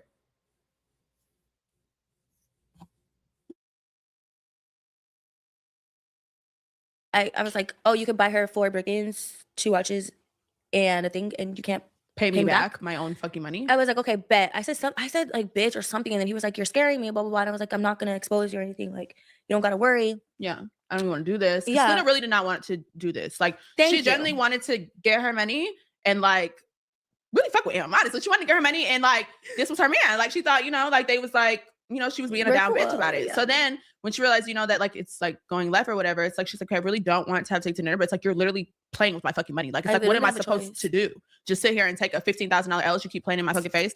Absolutely fuck not. I think anybody would have took anything to the internet and went the fuck up. That's crazy. Yeah. I think, I yeah. would've did more. Anyway, I would have yeah. did that plus. Yeah, she would have beat you up. So at least you didn't get hands thrown on you. I would have called my whole family on you, bitch. Yeah. And she will. So yeah, I didn't take it that way clearly. But okay, so Saturday we kind of make up. We're fine, whatever. He stops asking me for money, I think, right after that. So thank God. And then Sunday, I land at 11. I go immediately. Said KB, don't talk about my whore. I mean my wife. I'm that.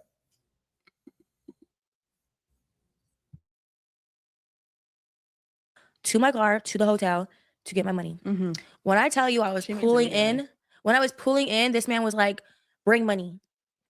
I said, for what? He said, for your room. I said, why would you tell me last minute that I need to get a room? Like, what are you doing? Why am I And getting then- a room? yeah. I'm here to collect my money. My money. Yeah, exactly room what for I what? said. Yeah, that's A what room I for you said. to count it out? Bitch, if you don't get your ass in this car the same way you did to come get that the first Yeah. time, bitch, get your ass in this car. So he stalls me for a couple of, like, literally, like, for a long time. But it was like New Year's Eve because this was Sunday. So New Year's Eve was about to happen. So like everyone's already in Miami. Of course, everything is sold out. Like for days too. Yeah. So I was like, you know what? I'm not even horny, bro. Just give me my money so I can get the fuck on. He was like, okay, bet. I'm done with you too. I was like, okay. Okay. Okay. Every time I'd be like, I'm done with you, he'd be like, I'm done too. I was like, Me as fuck. I literally told him, I was like, you We'll do can't. it now. I was like, stop trying to copy me, bro. I'm done with you. Stop trying to be the one to cut me off, you dummy. Like, stop it. I run this shit. When I cut you back on, you're cool with me. I cut you off, I cut you out. Like, stop. No, New Year's Eve, Celina, she was like, never again. When mind you, I'm getting her from downstairs to bring her up to the front. She's like, never again. I said, okay, well, don't come. Just stop now. Let's start now. Let's start now. Go Move on home. I was like, okay, let me stop. Hi. now. Okay, forever again. Let's go. Forever again. Never mind. Forever and always with you. So, that He was finally nobody. goes to the car. Yeah, no. How old is this chick? She act like a little kid. How old is she? Let me see. Let me Google her age.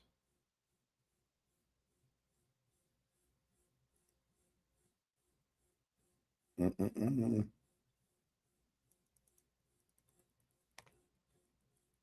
Mm-mm. She's born in 1995. She's 30. She don't act like this.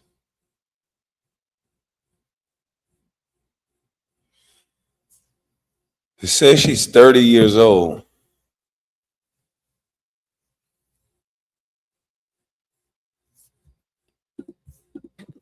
Like almost an hour later, and I'm so mad. He was like on the phone. Some girls were like trying to take her. She's like, hold on, my bitch is mad. And got the car. They're like, just really quick. He was like, do you see her face? She's mad as fuck right now. Hold on.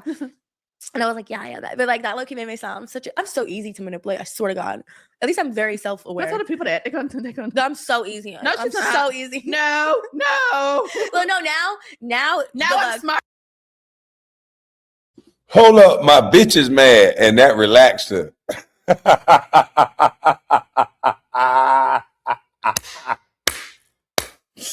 Man, you gotta love this shit. Hey, hold up. I can honestly say I think this woman was raised without a father. This woman said he was with some girls and he told them, hold up, my bitch is mad, and that made me feel better. Golly. Well, you can't make this stuff up. Let's hear that again.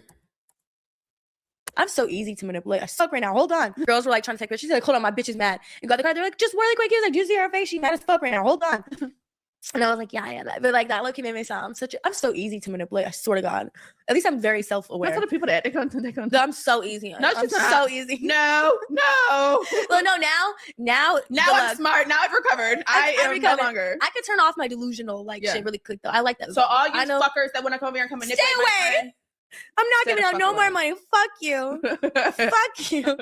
So yeah, I already know. Well, we know you're gonna give out money and you're gonna F. So we definitely understand that. Everyone's gonna be in my DMs asking me for money after this. Oh God, help me. You're going on a date. He's Niggas like, looking. you gonna pay? You got that? You got that right? Great. Can't wait. Anyway, he finally comes to the car, and then he was like, "Why are you being so mean to me? You want to be mean to daddy? Why are you being mean to me, baby?" I said, "Kyrie, Bitch, you should have popped him right there. That was the perfect I time. should have." Yeah, I should have. I said, "Kyrie, you really Jesus Christ. Every time this lady opened her mouth, you should have popped her right there.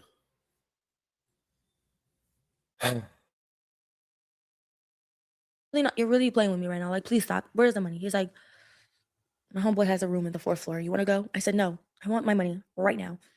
And then he was just like strolling on his phone, like looking at he looked at my story right in front of me, and then like just like turned to me. He's like, "Can you just stop being mad at me, please? Like, just stop being mad at me." I said, "No, Kyrie.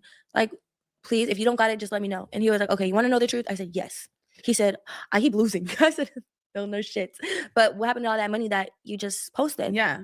And like your kids are in the car, and they're like, yeah, I said all that. Put all that in the clips too. Yeah. And he was like, "Bro, you don't understand like how Birkins work. Like, I got those shits months ago. Like, I've been like get everything like little at a time, blah blah blah. Like, it's not like that." First of all, I'm very aware how Birkins go, and you can definitely buy more than one because you can get them resale from other places. Yeah. You don't have to get it directly from Hermes. And if you are Offset and you have some type of and you do buy bags, you probably could have left that with at least 2. But no, he said he got them in increments. So whatever, I'm not gonna keep fighting you because I'm not gonna keep talking about it. Where is money? Like, what happened? He said that he won a lot of money and then he lost a lot more money. Mm-hmm. And like to give him time or whatever, but he doesn't want to stop fucking with me. He doesn't want to like lose me. That like he just wants to fuck me right now. He was like, "Please just come up to the room." I was like, "No, bro." And he just has me in the car for like, I want to say like an hour and a half. He's talking to me about like, and then he just goes off topic. He talks to me about how he called Cardi's new baby a bastard. I was like, oh. Oh no, no, no, no, no, no, no, no. Oh man, damn. Damn. That ain't good. That ain't good for you either, Celina. He gonna be pissed about this shit. You got Cardi gonna hear this? That he talked about. Now you done messed up his house. But if he said that, he really messed up his house. Because why in the hell would he be talking to you about that? Oh, shit. "Why? How is it a bastard though?" He was like, "Because if the babies aren't mine, that's a bastard." I was like, "Oh, okay." And I was like, "So what? You want the baby to be worse?" He was like, "Yeah, because culture don't really fuck with the baby." He was like, "Yeah, like she just be side-eyeing the baby or whatever, and the nanny be telling me all this. Like, mind you." Oh, no. Oh, shit. Look at JJ talking about, well, pillow talking with a whore. Oh, my God. Boy, he got to face Cardi B after this. Oh, man. Yeah, that's what I'm saying. Like, he can't be crazy. He know that this woman is going to say this stuff. He had to have known this, right? I don't know. This is crazy.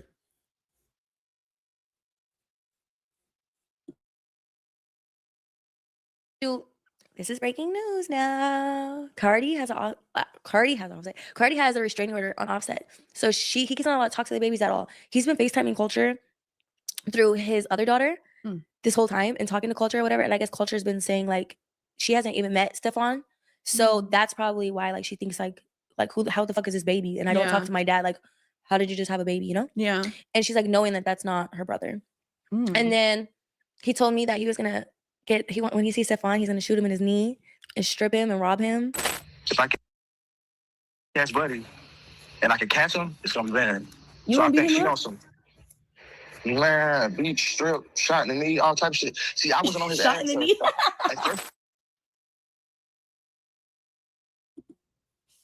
Oh my God. Holy shucks. All right, that just ended that theory that he knew she was going to tell. That's why he said it. That ended that theory. He's on FaceTime? Is that AI? That gotta be fucking AI. That ain't no damn Offset. Hold on, let me see this again. I don't believe it. AI videos is out there now. They can make AI do anything. Ain't nowhere in the hell. When he sees Stefan, he's gonna shoot him in his knee and strip him and rob him. If I catch Buddy and I can catch him, it's gonna be bad. You So I wanna beat think she him on up? some man, beat, strip, shot in the knee, all type of shit. See, I wasn't on his Shot ass. in the knee. At first, Man, hell no, man. Man, ain't nowhere in the world, man. Man, come on, dog. You know, there ain't no way. That's a real video? That's him for sure. Look like Woody to me. That's what I'm saying. This can't be real. That ain't no fucking way. Why is he telling a female that he gonna beat, strip, and rob a dude? Hold on, that ain't him. In his knee and strip him and rob him. if I catch Buddy, That's what Offset looked like. You can't even see the person's whole face. That's what he looked like. He is mad at dude. I don't think that's AI. Man, ain't nobody that mad to tell this girl that. Man, he don't even know this girl. So why would he do that? Come on, man. She taking this shit too far. He don't know this girl. So why would he tell her what he about to do? She said, that's Offset KB. That's him for real? Man, come on now. I'm just trying to figure out why would he tell a girl that he don't even know this? The girl just admitted that was their first time getting together. I can't fathom this.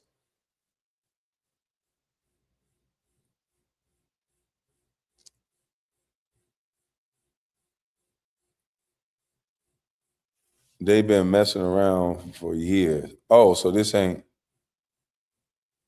That's a clip from a different video? Yeah. All right, well. Yeah. and I can catch him, it's gonna be bad. You So I wanna beat think him she up? on some man, beat, strip, shot in the knee, all type of shit. See, I wasn't on his Shot ass. in the knee.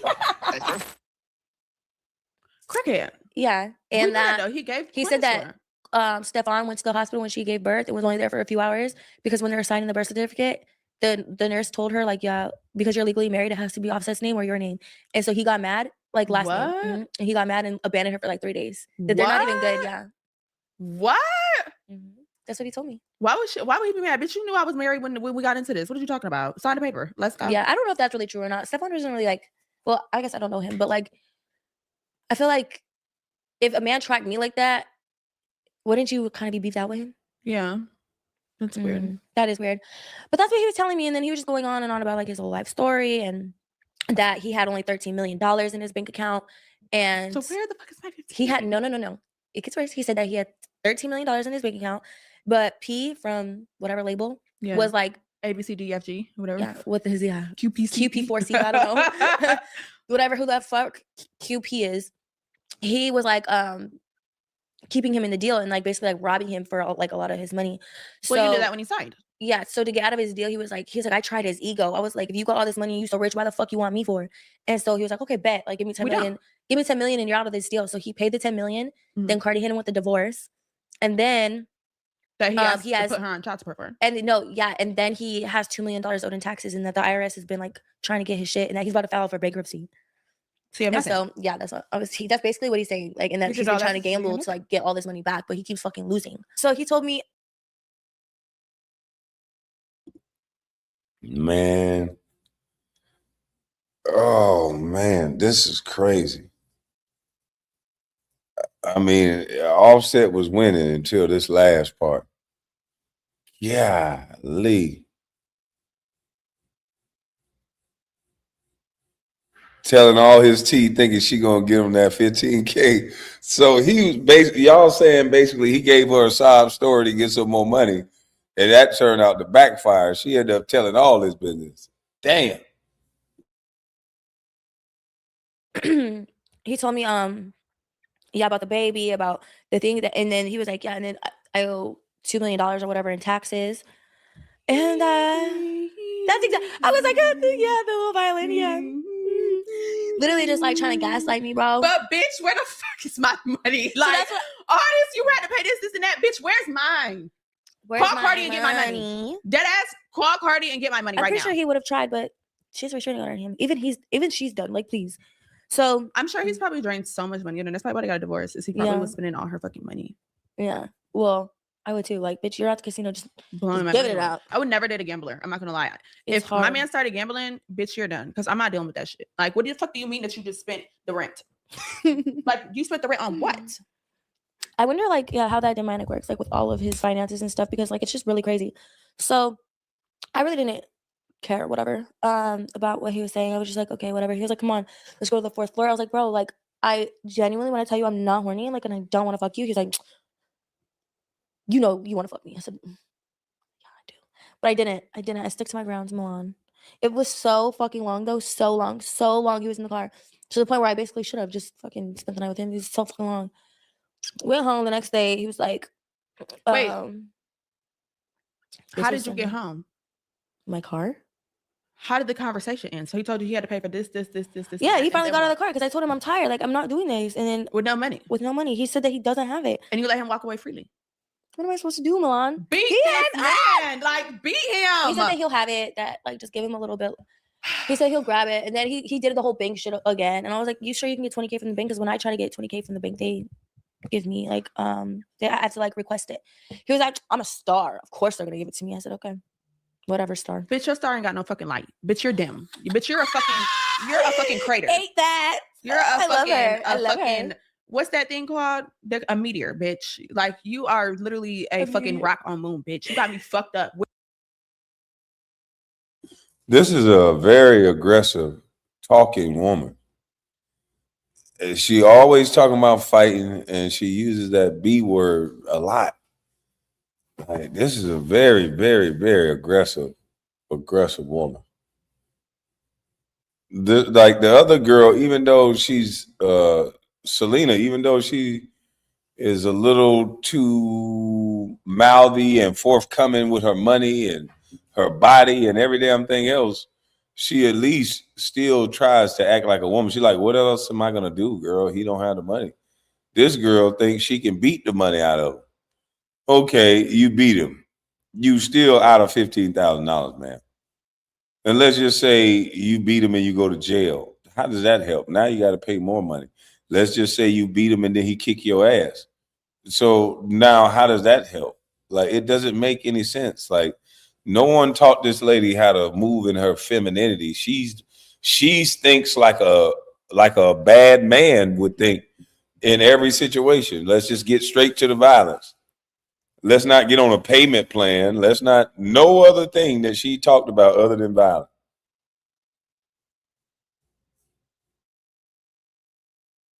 Where is my money? I'm trying to find it, babe. It's not there. It's not there. So then you buy him 3 more days of time. Yeah, then the next day. Every day, though, I'm persistently giving my money. Because we did Christmas Eve, we did New Year's. Sunday night. Which was what? No, we passed Sunday night. We already did Christmas. Oh, yeah. Yeah, from Christmas break. Mm-hmm. When he told me to get my own room. This was Sunday. Mm. So now we're going into, like, Monday. I don't remember all these days. You guys are just going to have to see the screenshots for the days because, honestly, every single day everything has been stressing me the fuck out. Every single day is something. But the last fucking time, I was like, okay. He was like, come. I said something. I think I called him like a bitch or something. He's like, who you calling a bitch, bro? Like, call me a bitch one more time.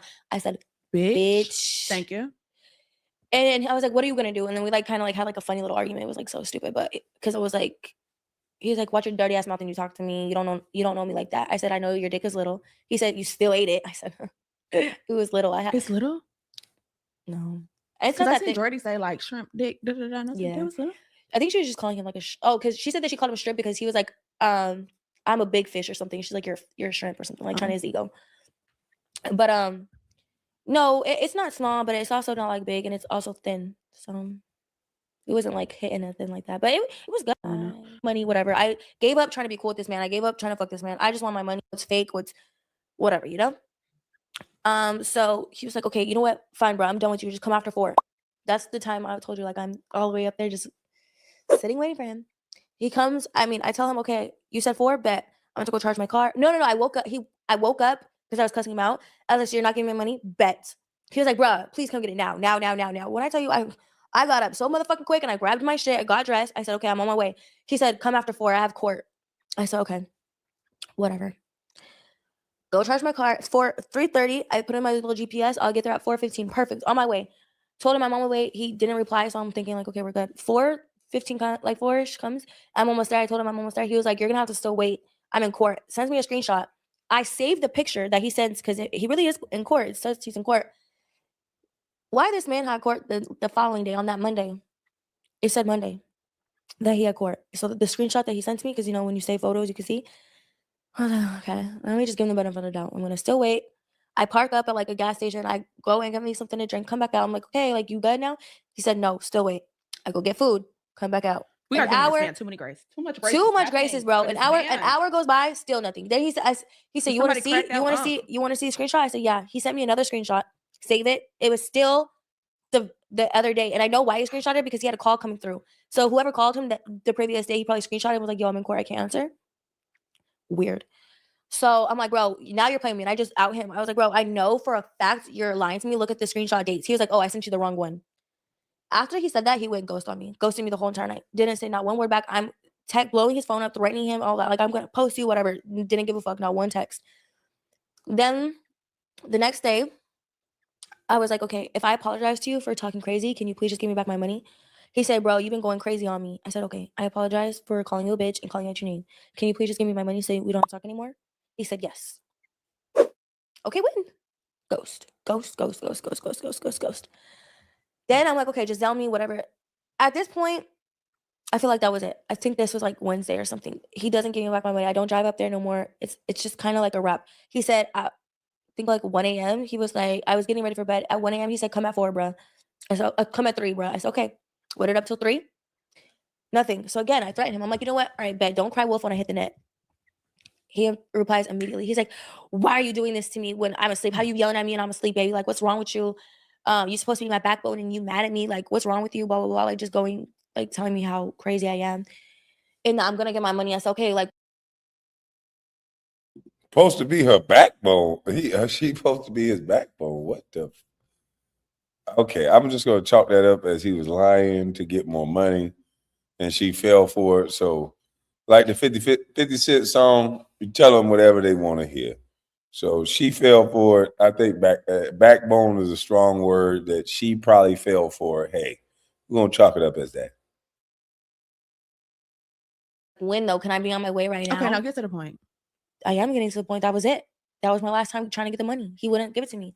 Then I finally. We done linked this man, not got the money. We done linked the man again at 4 a.m., 3 a.m., 2 a.m., 1 a.m. So, bitch, get to the motherfucking point. So, nigga, you done pulled up 6, 7, 8, 9 times. The nigga ain't giving no motherfucking bread. Money. You done sent on to the net. Niggas don't give a fuck. Nigga done ghost you. Fuck. Then. Well. New Year's Eve happens. Oh, great.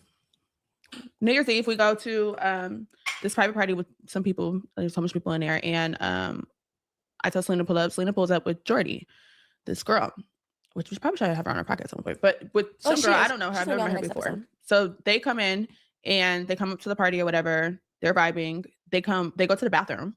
They come in, they say hi to me, whatever. I'm killing with my other friend. They go to the bathroom, come back and say, we just got into a fight with Offset's girlfriend. Huh? How are y'all still here? They didn't kick you out. Yeah. So that happened. Yeah. But we went to the bathroom. I saw his manager. Like, well, I guess it was his manager. Now it's just his homeboy or whatever. I don't know. I was like, oh, like we're making small talk. Offset comes out of the bathroom with 2 girls, not just one. Like the girl that's online saying that that's his girlfriend. And I wonder if she's getting pimped by him as well. That's what I'm saying. That's why I'm not calling her his girlfriend, because I don't know what the dynamic is. So I really want to know that dynamic. If you need help, we will go ahead and put a trafficking number down below. Yeah, we definitely will. Feel free to reach out for that. If you have also been a victim of Offset and you need help, feel free to call into the 2 Girls from Mars podcast, because this shit is crazy. Is anyone else loaning this man some fucking dollars? Mm-hmm. So I watch him cut out. This man, see, like, he's wearing sunglasses, but he like looks at me. I think like in his mind, he's like, oh fuck, like it's like tunnel vision. Like he like moves right past me. It's like a small bathroom, moves right past me. The girl, all I hear is like, you ugly ass bitch or something like that. And I'm like, look, I was like, who the fuck is she talking to? Is there a bird chirping? Yeah, and she like flips off Jordy. Jordy was like saying something. I was like, no, like let it go. She tries to swing and I like move her arm around. And Jordy Offset, tries to swing? no, the girl, the she tries girl. to swing on her. And I was like, no, we're not doing this. We're not doing this. Like I grab her arm, we're not doing this. Offset like thinks like I think he thinks like I'm trying to fight her. And he grabs me like good like that. And I was like, oh, you gonna slap me, bitch? In front of my friends? Okay, bitch. Okay, bitch. Bitch, and you still didn't think I to get said, off I on hope this you nigga? know. Like, let's go. And I You just texted- tried to fucking defend this hoe? I was like, oh, you must And you got me money? bet, bitch. We're chilling. Everyone's drinking, having a good time. I'm literally standing like right here, and Jordy's standing right here. I'm like right here. All I see is 2 girls go boom. They started beating her ass to the ground. It was 4 girls in what is these called? Tennis shoes and in leggings, bro. They beat her ass. Like they stomped her out. Yeah. Singing my song. Yeah. Neo's performing. Yeah. Like, she doesn't know what's going on. I'm having a ball. I'm like, oh my god. I try to like do the whatever. Security thinks that I'm fighting or whatever. So security grabs me. Mind you, Because they're why the still fuck in weren't you active fighting? fight. They're still in active fight, and security has me. I'm like, can you break it up? Like it was so crazy to me. And then I guess like she gets dragged in the bathroom. The girl, the blonde girl, his girlfriend, whatever, follows her into the bathroom. I guess this is what Jordy's side of the story is now, and continues to fight her with the other 2 girls. And keep in mind, allegedly, Offset sent these girls and brought them up to the party to come and fight her. Because they were not even dressed for the party. They're not dressed. Like they no, came out of nowhere. But I can't see anything. I don't know anything that's happening. All I hear is Celina yelling, "I'm with Milan! I'm with Milan!" And I'm like, why is she getting carried? I said, no, she's fine. She's okay. What the fuck is going on? Because security thought that I was the one jumping her. So I was like, no, I wasn't jumping. He was like, you're done. Go over there. I said, done with what? I didn't do anything. I wasn't jumping her. I literally see her pass. I'm with Milan. I'm with Milan. Security was all trying to grab me out. I said, I didn't fight. It's not me. Wrong girl. What the hell is that? Yeah. So it was so funny, bro. But I mean, it wasn't funny. But like so then that she just left. Funny. The girl. This is what 30-year-old women sound like. Golly. Girl gets kicked out of the party, and Celina's just like, no, she didn't get kicked out of the party. They escorted her out. No, Jordy, no one got kicked out. so you let her survive. So then what She was happened in the bathroom this whole time, just hiding, and then because she walked outside to her Uber just fine, like she walked Offset and the girls like left or whatever. I seen them leave. Me and Brittany are waiting on our Uber outside, and then Jordy just comes down like fixes her hair, and she was like, yeah, like I can't believe that happened. I was like, girl, what the fuck? She's like, yeah, I'm going to the police station right now. I was like, yeah, as you should. Like, as you fucking should. She went to the hospital, the police station, all that, the whole night. There's a lot going on. There was a lot going on. So the next day, of course, like, he calls me and was like, I don't know what that was about. They weren't fighting over me. They were fighting because they have their own beef. I said, do I really look stupid too, bro? Do I look stupid too? He was like, I need to go take drugs. I need to go to sleep. I said, okay, crackhead, have fun going to sleep. You're an evil little person. That's why you can't sleep. There's no rest for the wicked. That's why you can't sleep. Yeah, he was like, I'm gonna take some Xanaxes and I'll call you back later. Like, I said, no, focus. When do I get my money? He said, bro, I sent you the screenshot of me losing $800,000. Like, why do you keep doing this? Like, I told you, just give me a little bit. I'm gonna pay you back. I said, I keep trying to be nice to you. Like, please. It's not that you don't understand. You seen what I sent you. What'd you send me? I sent it to you, nigga. I lost $800,000, nigga. Yeah, you lost 800,000. Yeah, you did. You lost that. But bro, how? She got him on recording. Oh, shucks. Now, first of all, how is that a good excuse? Hey, man, I can't pay you $15,000 because I lost $800,000. That's going to make me more mad. Motherfucker, if you had $800,000 to go take to give away to a casino, then run me my bread. Like, just tell the girl the truth. You don't want to pay her. Like, this is stupid at this point. To go back and forth like this is crazy. He do not want to pay this girl. He look at her as a floozy that he shouldn't have to pay. Just say it. I'm not keep going back and forth and having these conversations. This is crazy. This is why you don't borrow money from people that you don't want to pay back. Give people their shit back. Or tell them that you want to have it. Tell them your true intent. Like, golly. I believe if he would have handled it different with this chick, she would give him money. But to be on video talking about I lost 800,000, so I can't give you your 15,000, that's crazy.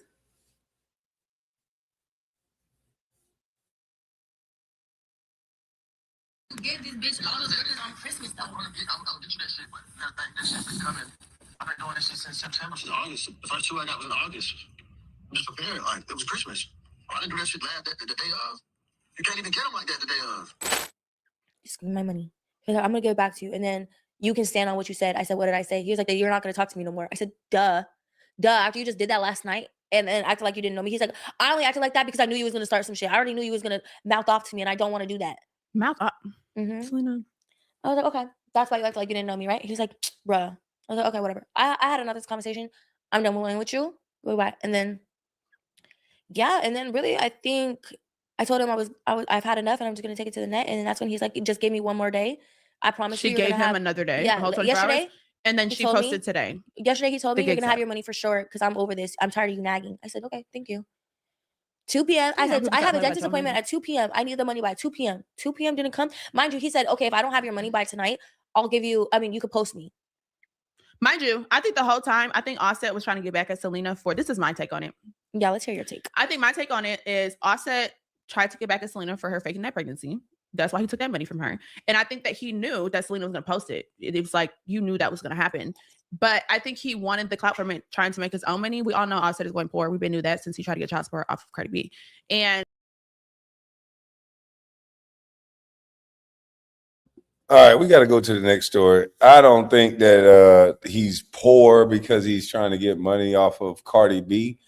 I just think that's the paternity system. Either change it and don't complain about it. You know, I was the breadwinner. I had to pay. Anybody who's the breadwinner got to pay. Don't complain when it's a female. Salute to you, beautiful one. Why even be with this girl? I don't know. He was trying to play with the fire and got burnt. Some people in the chat say he was with her for a long time. But other people are saying that she said that was their first time getting together and he hit it on the rag. I don't know. But we got to talk about standing on man business. The original content is on the Game Spitter. But I ain't got to say nothing else. I want y'all to see why I always say that these dudes ain't nothing without their homeboys. You know, they give this persona that they tough. The new tough is show up with 15, 20 dudes. And if the dude call the guy out that's causing the riffraff on a one-on-one, then that ain't good enough. He's a punk. The people who come 15, 20 deep, they're the tough ones.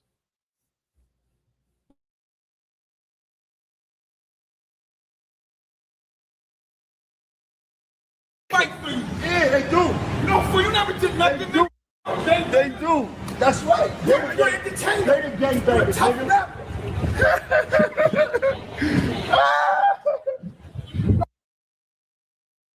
Look at Dave Dash telling them, you an entertainer. You a tough rapper. So apparently Jim Jones and Dame Dash had some beef.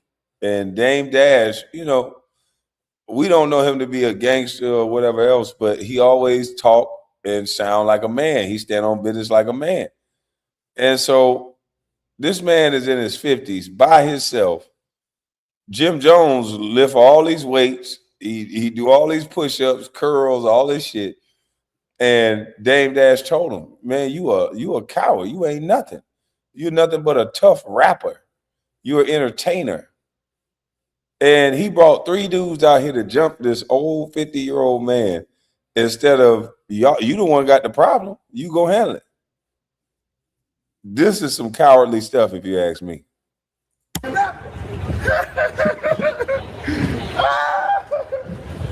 soft, gang. You soft. You soft. Can you get the film? You get the film 1989. You get the film. You ain't never like me up. What? No. No. Cigarette. Give me the glass. Move, Chrissy. Chrissy, move.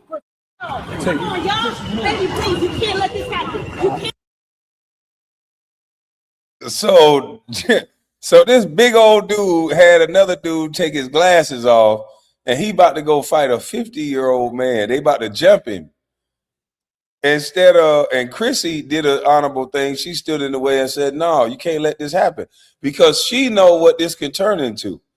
See, it's okay if you catch Dame Dash down bad like this. Dame Dash is a man. He like, look, I'll take my whipping if that's what y'all gonna do. But what happens is it's not gonna end there if you jump somebody 3-on-1.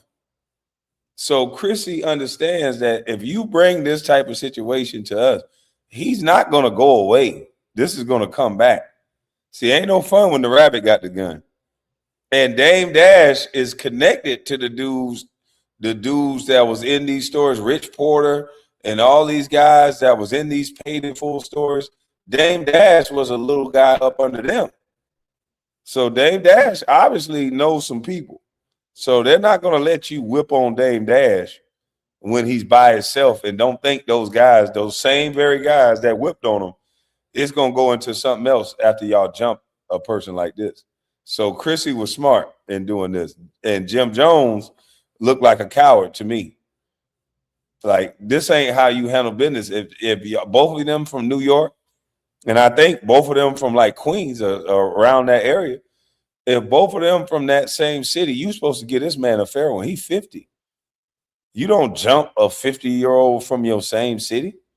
You give him a fair one.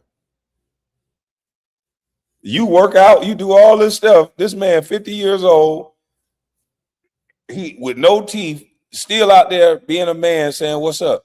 Okay, so they from Harlem. So they both from Harlem. You don't supposed to do this to somebody from your hometown. Bring 3 dudes to jump them. An older man that's 50 years old, you give him a fair one or you leave him alone. See, this is what happens when people forget how to be men. This is what happens when the cameras and all the outside noise stop you from being who you're supposed to be, which is a man. It ain't about winning, losing. You two have an issue. If you two can't talk about it and figure it out, then you get the fair one and everybody go home.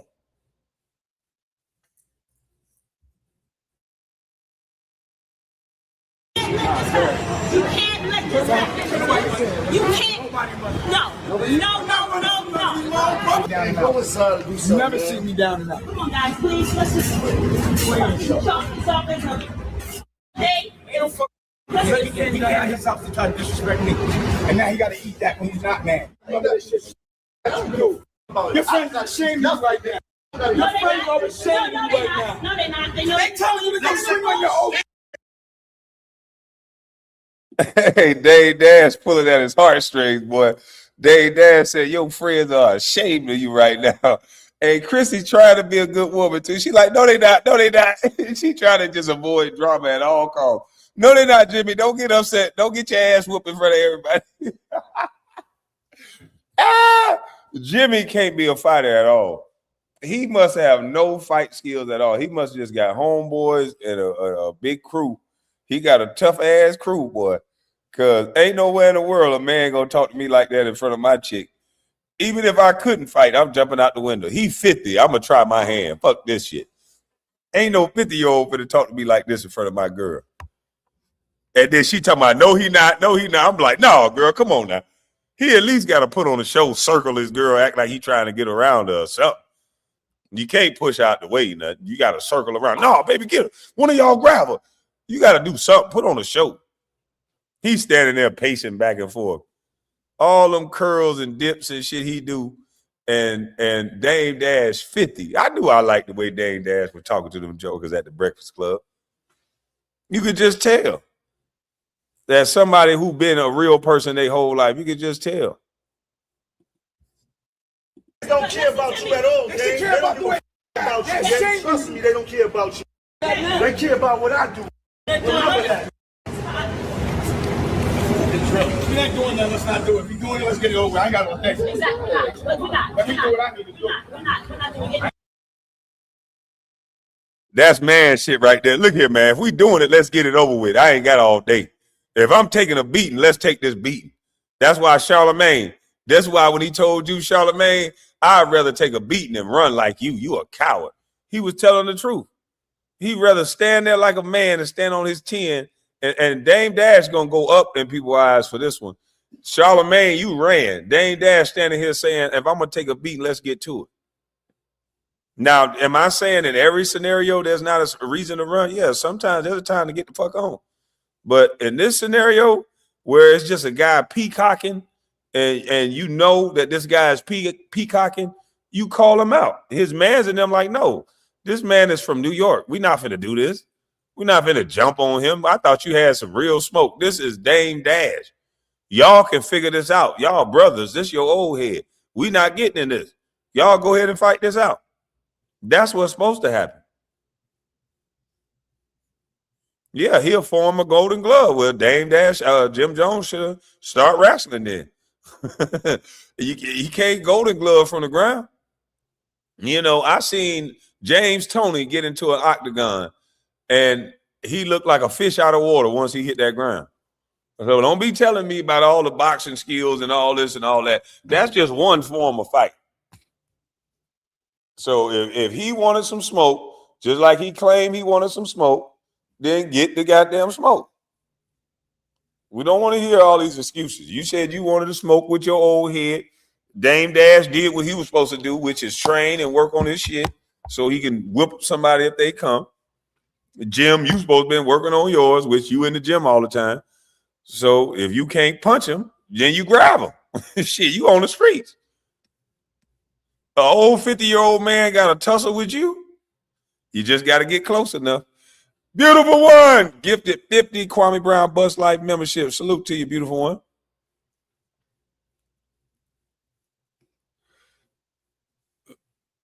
Facts. Randy Couture did him. Yeah, I mean, he didn't even get a punch off. So I don't want to hear all that. Oh, I'm this, I'm that, I'm this, I'm that, I'm this, I'm that. That's just trying to scare somebody. If you skilled at another skill that person not skilled at, that's their ass, Mr. Postman. And it could have been a total different thing if Jim could have jabbed his way in, grabbed him, got him on the ground on the concrete with a 50-year-old man on the concrete in the hot sun. So now it's a whole new ball game. So Jim just scared. He's just a scary dude. Dame Dash stood on business. Come on, let's get this over with. I ain't got all day. That's the old school men. That's when men were men. Come on, I'm in the face. I'm going to stand in front of this ass whooping. Let's get it. Y'all ain't talking about unaliving me. Let's get it. I'm going to take a beat down. Let me take it. I'm going to look good while I can. Let's go. Let's go. I'm ready. I'm going to look good while I can. I ain't got all this. I'm going to take a beat down. Let me take it. I'm going to look good while I can. Let's go. Yeah, that's a dog right there. That nigga said, I'm going to take a beat down, let me take it, but I'm going to look good while I'm doing it. Let's get to it. They younger than him. They probably stronger than him, probably faster than him. But if I'm going to take a beat down, let's get to it. I ain't got time for all this. Let's get to it. Let's go. I'm ready. I'm like, hey, I ain't going nowhere till y'all know. Get off my block then. You can't do nothing. Get off my block then. I can do you can't do nothing with these.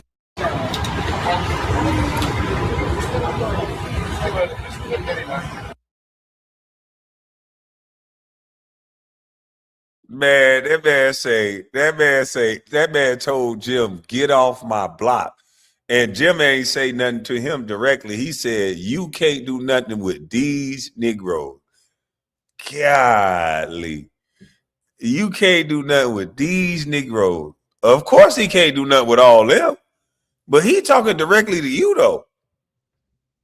That's why they say them call-outs got to be mandatory. It used to be all call-outs mandatory. When a person talking to you, you can't hide behind your homeboy.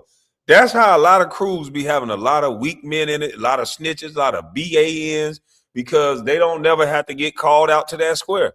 Everybody talking about they ain't fighting no more. So you never know the type of man that you're dealing with. Big, tall, small. Everybody I know around me, I know who they are because I done seen them in a vulnerable situation. We done been back to back in them situations where we outnumbered. So I know what the man left of me gonna do, and I know what the man right of me gonna do. Or I'm by myself and I know what I'm gonna do. So it ain't about all these numbers. It ain't about all that. You might be hanging with a dude that ain't never had to stand up on his own ever. And that ain't nobody you want next to you when it get real at all. Beautiful one, another $50 50 Bus Life memberships. Damn. So that's 100 memberships right there. Y'all get your memberships. Get your memberships. Appreciate you, beautiful one. All the haters talking about his channel dead. Beautiful one ain't gonna let it die. She always come back and pump life into the channel with 100 memberships for the haters. But this is standing on business, man. This is man stuff right here. This is when your uncle used to tell you after you done got beat up, go on back out there, boy, you got to fight again. Because it's getting you that callous. It's getting over that fear. Most people have a fear of fighting. It ain't just about no camera or no internet. They have a fear. It's nerve-wracking. I bet you boxers still get nervous and scared of the unknown before they getting into a boxing match. Because you could be knocked out. You could be embarrassed. But that's the difference between being a male and being a man and a boy and a man and a female. Some females, they train themselves to face that fear as well. You can't just walk around here calling yourself no man.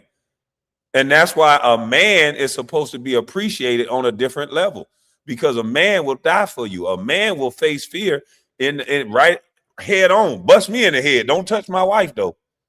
That's a man. That's why you don't disrespect no goddamn man. A real man gonna do what Dame Dash did. I don't give a fuck if I lose. Come on. Let's get this shit cracking. That's what a man will do. Not these little glorified men, overhyped glorified men when they got 15 people with them in a gun with 20-something, 50-something rounds in it. What's going to happen when that gun jam? Boy, you will see a grown man cry if a gun jam. So you need men that have a physical presence first. In order to be man, it has to start with a physical presence. It don't start with that gun. It start with you. The gun should be an add-on, an extra, or even the odd. A gun shouldn't be the A-all, B-all, like LeBron would say.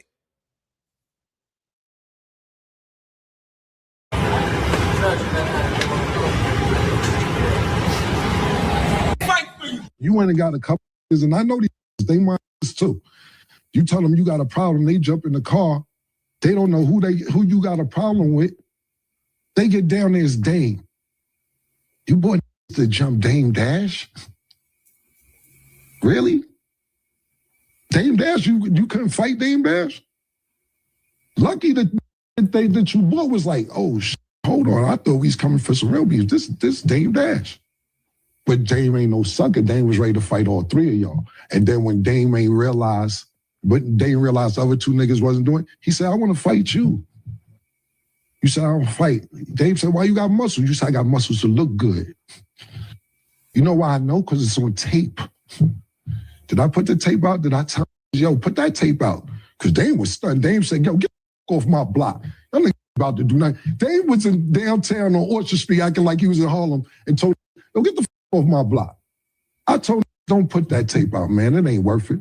If you ain't without your homeboys was a person, this what it looked like right here when you look at Jim Jones. This footage that Freaky Zeke just released, RP Jim Jones' career, which guys like me, Hassan Campbell, Harlem Legend TV, just certain New York bloggers, any fan that been paying attention to Jim Jones and the Dipset movement, we all know Jim Jones ain't cut like that. He just a updated version of 6ix9ine. He a better version as far as like making it look good and it lasting this long. He ain't no different. Man, that man Dame Dash just said you ain't no gang member. The same thing you told old buddy on the phone. You said 6ix9ine ain't no gang member. He never been a gang member. Hey, he just cancel all the shows.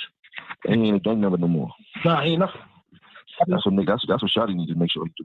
Nah, we tell that nigga he's not a gang member. Oh, so that's Jim Jones on the phone. So it sounds like Jim Jones with the shits. So he said, tell Shotty, and Shotty is the dude that was with 6ix9ine that got caught that time. So he'll bust your head open. But Jim Jones seemed like he's just a figurehead. and he get other people to do. You need to be nervous if you get in an argument with a Jim Jones. You need to watch the people that's around. That's crazy.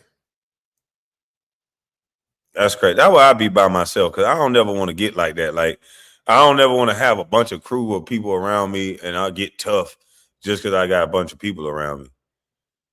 Like, no, that's whack. Everybody gonna know you whack. Like, because if you by yourself, how do you act by yourself? Like, I like to think I'm the same way when I'm by myself. I'm a cool, chill, funny nigga by myself, and I'm like that when I'm around people that'll help me do something to you.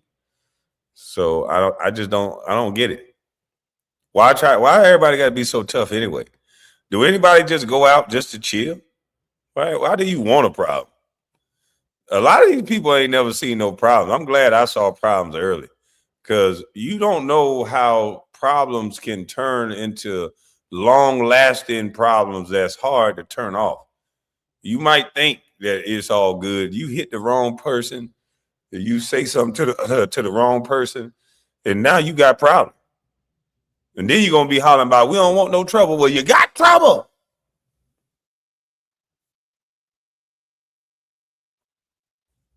KB, a Harlem ninja, want to be the boss. I don't know. I just want to be left the fuck alone. That's it. Never no more. He kicked out the whip. He was never a gang member. Nigga, Shotty need to expose him. You said, I know, they the gang member. So you just like 6ix9ine. He said you ain't known for nothing. You ain't never put in no work. In all your interviews, you always scream me war. Yeah, Dame Dash did say that. He said, you ain't known for nothing. You ain't put in no work.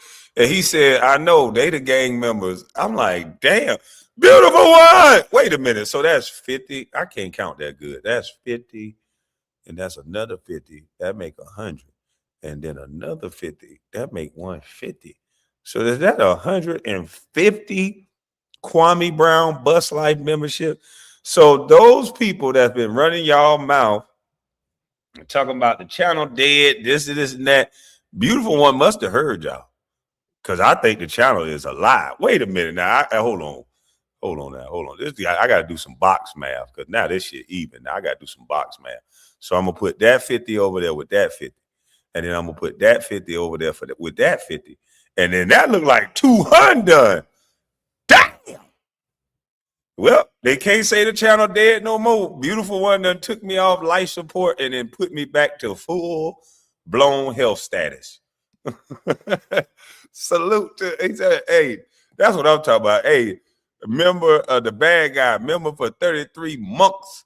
You know, beautiful one code was people send a super chat to shout out beautiful one. You know, beautiful one code when they super chat to shout out beautiful one. That's what I'm talking about. I appreciate you. Thank you so much. Kwame, you ain't with the numbers.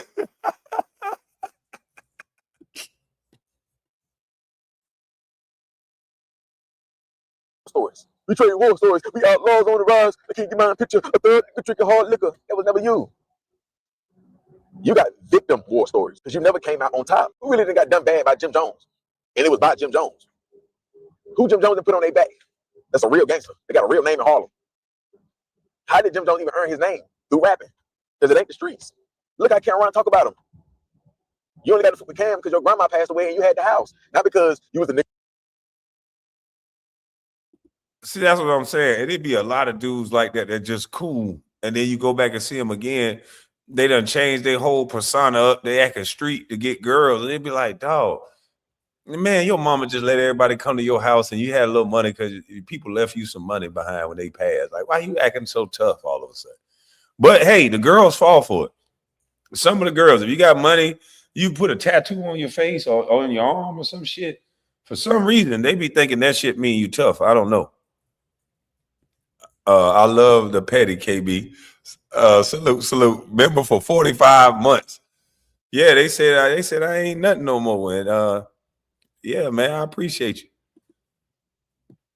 Navia, member for beautiful one. I keep mine a member for 4 months. Thank you. She kept hers. Thank you, thank you, thank you.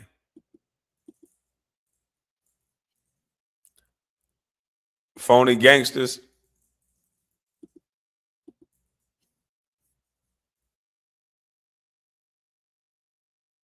You on the block with all the dope, and you had everybody under you, and you was a gang member, and you was a leader, or you had all the guns, or you had all the females, or you had all the money, or you had all the connects. Cam ain't say none of that. You just had a spot. You were just a good landlord by default through passing. So you never was one of the ones.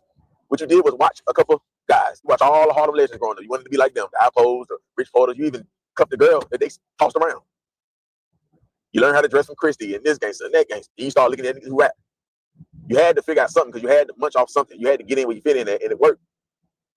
It definitely worked. And shit like this wouldn't even be able to get exposed. If you really was one of the ones, you really had a strong team, your team didn't even move when you say move. You know how powerless you look? You could never say you're a Don or you're a capo, and you can't even make your team move. Ain't no way YTV Fat could have told them Foxes to move and they'll move. Or Sauce Walker could have told them members to move and they'll move. And we talking about some bumping, some scratching. We ain't talking about crashing out.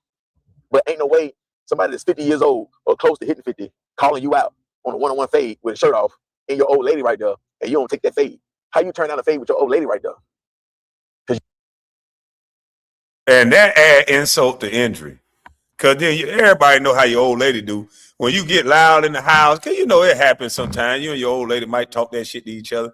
And then the first thing your old lady going to say, if she a real one, oh, you wasn't talking that shit to Jim. You wasn't talking that shit to Dane Dad. Don't get loud with me. No, you wasn't loud when Dane Dash was on the block. You had to go get another nigga. Go get them niggas to talk to me too then. Yeah, see, I couldn't have my girl saying that to me. I had to get loud everywhere. I would have had to goddamn say, well, what's up then? Let's y'all move out the way. Let us get a little fair one real quick and win, lose, or whatever. I can say shit, Dane Dash a boxer. But I ain't finna box no boxer. If he a boxer, goddamn it, we wrestling. I'm gonna kick him in the leg, throw some sand in his eye. Ain't no rules in fighting. He a boxer. I throw some dirt at his ass and then grab him, get a hold of him, and then we the same side. I don't want to hear all them excuses. Yeah, we don't want to hear all them excuses. If you got to get your ass whooped, you got to lose one, you lost one. You know, you scared to get knocked out. You see them cameras out there. Now, backyard, you probably would have had a little more courage. Because y'all got to think, if Dane put him on his back in the backyard, he could control if the video get out or not. You understand? Or he can edit some shit out because his people will be the ones who really recording. You understand? All his guys ain't going to just have phones out. But if you downtown or outside where they was at, and you get knocked out right there, you know how long you going to stay? Well, you got some guys with you. They may pick you up and throw you in the car. But way more people are going to record that. They're going to record that. And you're done. If that would have happened, then your guys would have had to pack out Dane. And if they ain't do that, after you laid out on the ground and they just try to get you up and help you, you're really powerless. No control. They just there to make you look good. They make you look tough. They like, man, I can see if there was a fan or a real op or, you know, somebody else. But it's Dane. You can get him a fade. It's Dane. Come on, man. This is Dane. You can't run him a fade. There's not no gangster, no kingpin. You just said on the interview, he wasn't nothing in the streets. He didn't give a little peck to him, then go to the store and whatever, just to hang with us. But you wouldn't even run him a fade. But he's a little nigga. He wasn't nobody. Come on, man. Like, he worried about getting knocked out. That's all. And his girl right there, you know how embarrassing. You can't come back from that. Knocked out from all these people, your partners and your girl. And all you had to do was just bark loud, sell wolf tickets, force one of your members to fight, and yeah, wait for the police to come. Just make enough commotion, walk around, Dame yelling, a lot of guys out there, the girl yelling. So it's perfect that Christy keep yelling, saying, stop, don't let this happen. Somebody call the police. You understand? So, man, you was happy when the police came. Making it okay for you to tell your girl and your crew, let's get in the car, let's go, police coming. If you hear the sirens or if you can't leave just because they showing up, because they ain't like you threw a punch. So, boy, you was glad to see them. He talking about, boy, you was glad to see them. I bet he was happy to hear see them. Whew, shit, boy, we ain't had to touch nobody. Because I'm pretty sure he know who Dame Dash homeboys is that's going to ride for him. I'm pretty sure he know. So he ain't really want nobody to touch nobody. It saved you. Because you know you never would have bounced back from that Dame Dash. And you don't understand, you just shut up Dame Dash respect. Not as a gangster, as a man. Like, this is what it look like when you sell wolf tickets and they go wrong and they booing you. No. Boy, I ain't heard wolf tickets in so long. Woo, woo. That was like the ultimate call out. Nigga, stop selling them wolf tickets and let's get to it. When you heard somebody say that, you know he can fight. And it's normally a short dude, too. It's usually a short dude, jump off a car or something, be like, look here, man, stop selling all them wolf tickets. I'm tired of hearing you talk. And that joker ready for war.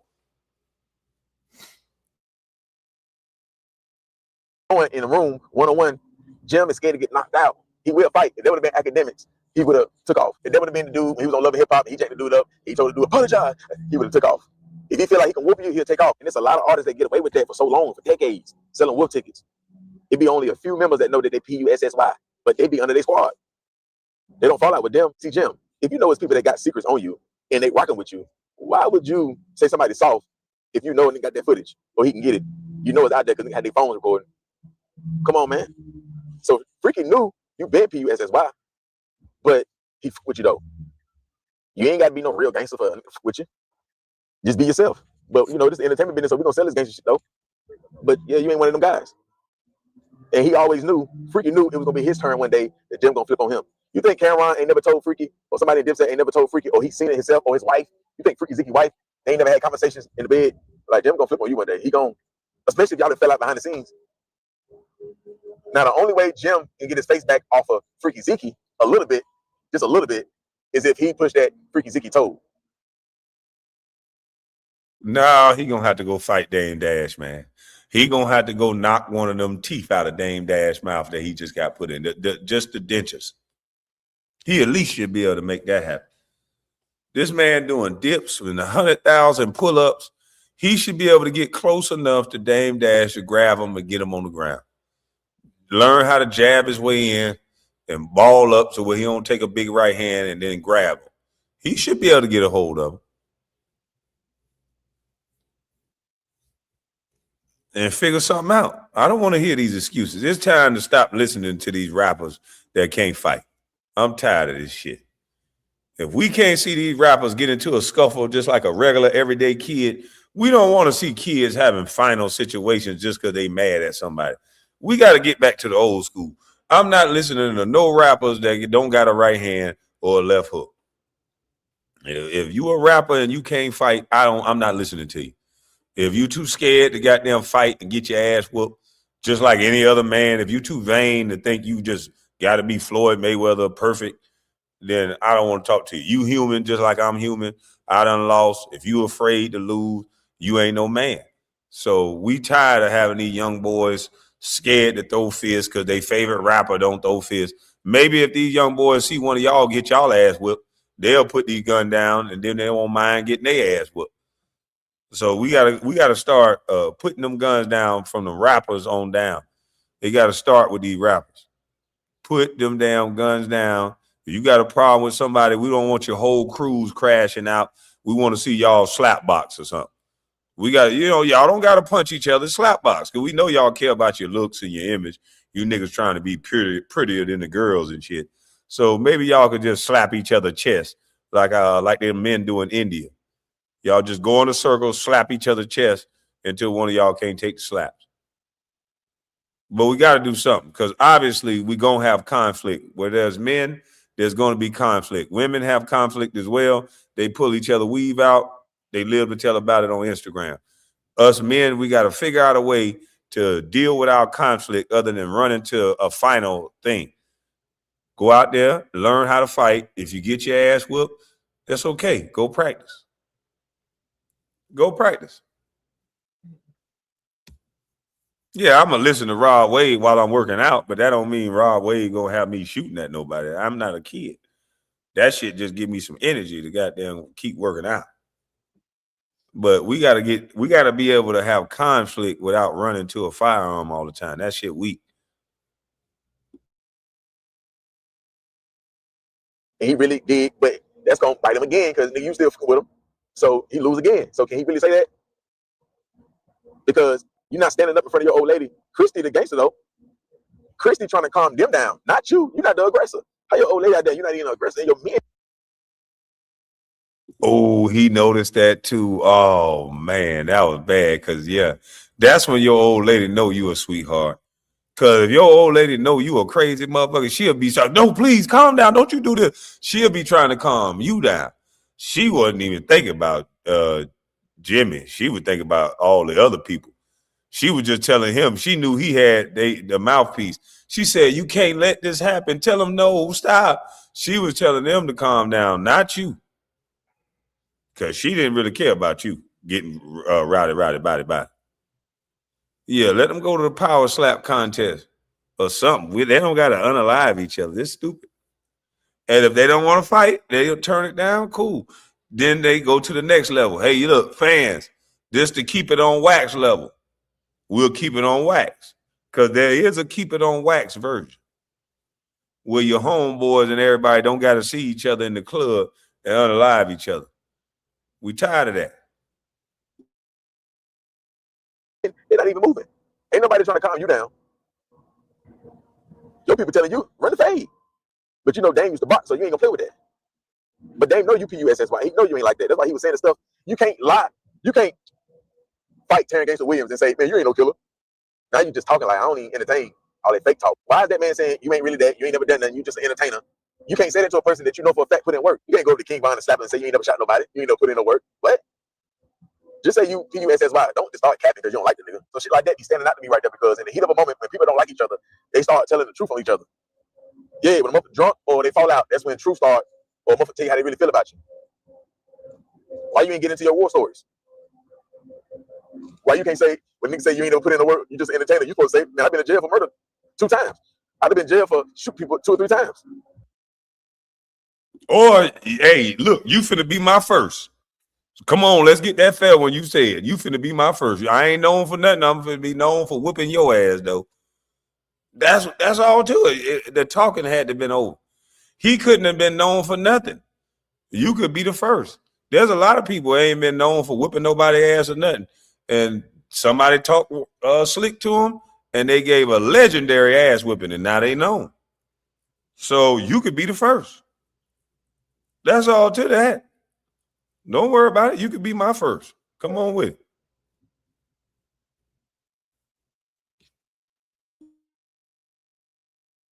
I've been investigated on attempts and homicides. What you mean? I'm just an entertainer. You can't say that? You supposed to know you had them birds. Or did you start buying bricks or giving money to buy that shit when you got the money? When you became Jim Jones. See, when you're a character like Jim Jones in a lot of different cities, these guys don't live that long. Because you're a snake, really. And you ain't really like that. And you ain't even got your team in order. How you want to be certain niggas and want their power? You want to be the Cameron. You want to be the Dame. You want to be whoever. But you don't know what to do with it. You wanted to be the Cameron, but you don't know what to do if you got 20 artists under you, or 10 artists, or 5, or even just stack bundles in XD. But you want to call shots and you let that capo shit get to your head. You're not no capo. You're not no leader. You need to be a soldier, a popular soldier. That's all you is, a popular soldier. Your team don't move you because you don't feel right. You want us to go against a guy like Dame Dash, but when he responds, whether he sue us, whether he put his niggas on us, you gonna leave us out there to dry. You ain't gonna bind us out. You ain't gonna give us the best lawyers. We have a nigga went to jail and nigga came out and said Jim Jones held me down the whole time. Paid lawyers, 6-figure lawyers. Took care of my family. Like how rappers be coming home and say 50 Cent looked out for them and they was there with them the whole time and all this shit. They're like, about why niggas don't come and he a gang member, he had 30, 40, 50 guys with him and niggas stay getting locked up. Why they don't be saying they don't interview or just say period? Why that information not out there that Jim Jones and nigga, they gonna hold you down like how all the rappers be saying 50 Cent held me down. Even females like Remy Ma when she was locked up. Telling the why they I don't think he got the bread like that now. 50 got a different bag. Yeah, I don't think he got the bag like that. I think 50 got a whole different level of bag, if you ask me. Yeah, that's what I think. That's just me. I'm not saying that that's true, but I just think, because I ain't trying to count the brother pockets, but just looking at 50 body of work and how he put together the bread, I think 50 come with a different level of bread, if you ask me. And hold on, I had something else I wanted to play for y'all. Right here. Oh, I gotta play this one for y'all.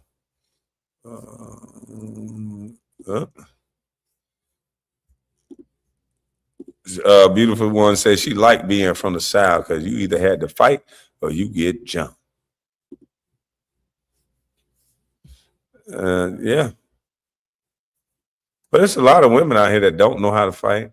It's a lot of guys that don't know how to fight. And I'm just like, you guys are going to have children one day. You got to just You'd be surprised just learning a basic 1-2 combination to get you in life. Because most people they don't even think about fight. Just a basic bam bam. You would be ahead of the game with most of these people because fights don't even last that long.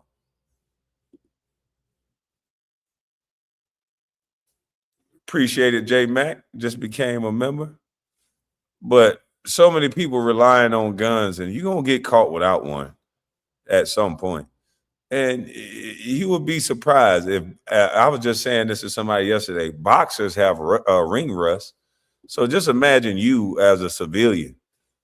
If you don't just practice every now and again, just throwing a combination or just moving in and out or just doing something physical, wrestling, whatever. Just imagine how tired you're going to be if somebody swing on you, especially if they punch you in the face and catch you off guard first.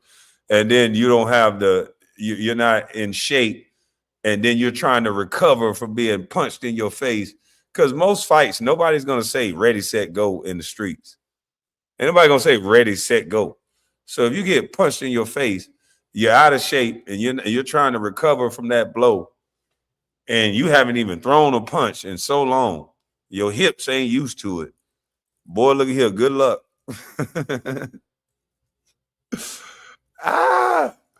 Because some boxers have ring rust. If you ain't never get in a fight and you just regular on the streets and you ain't even thrown a punch in a while, you going to throw a punch and fall.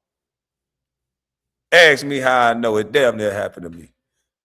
But no, I usually, we usually get our man, buddy.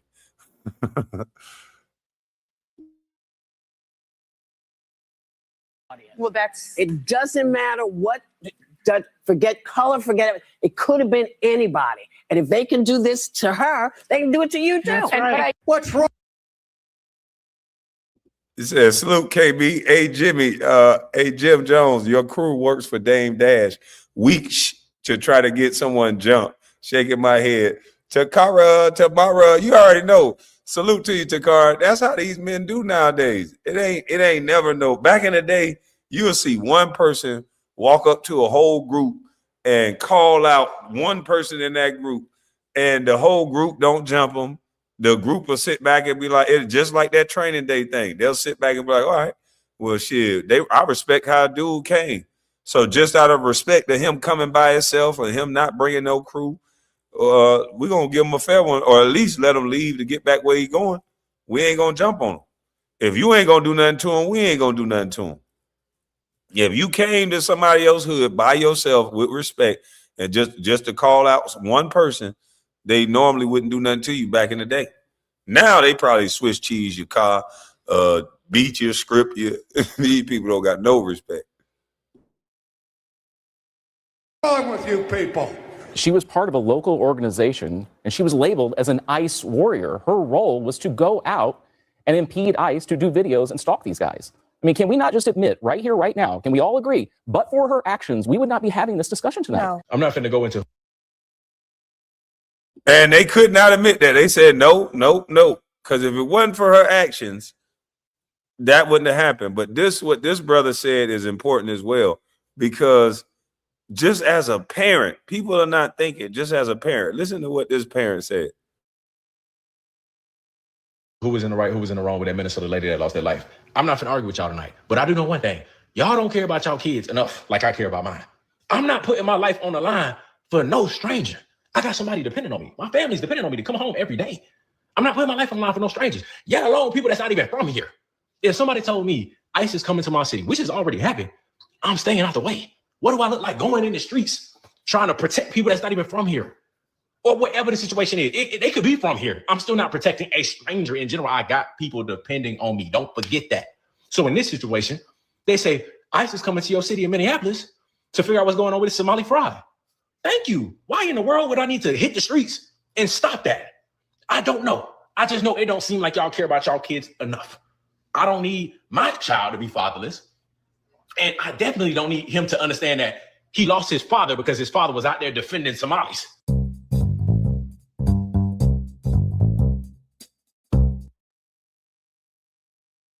What do y'all think about that? Because I think he was spot on. You must don't love your kids. You out here. I was taught to stay out the way of the Fed. So I would have done the exact same thing. I'm staying out the way. William, a member for 26 months. Lee said what they say about our people, we should have just complied and do what the cops say, right? Same situation. My folks staying out of it respectfully. Salute, Lee.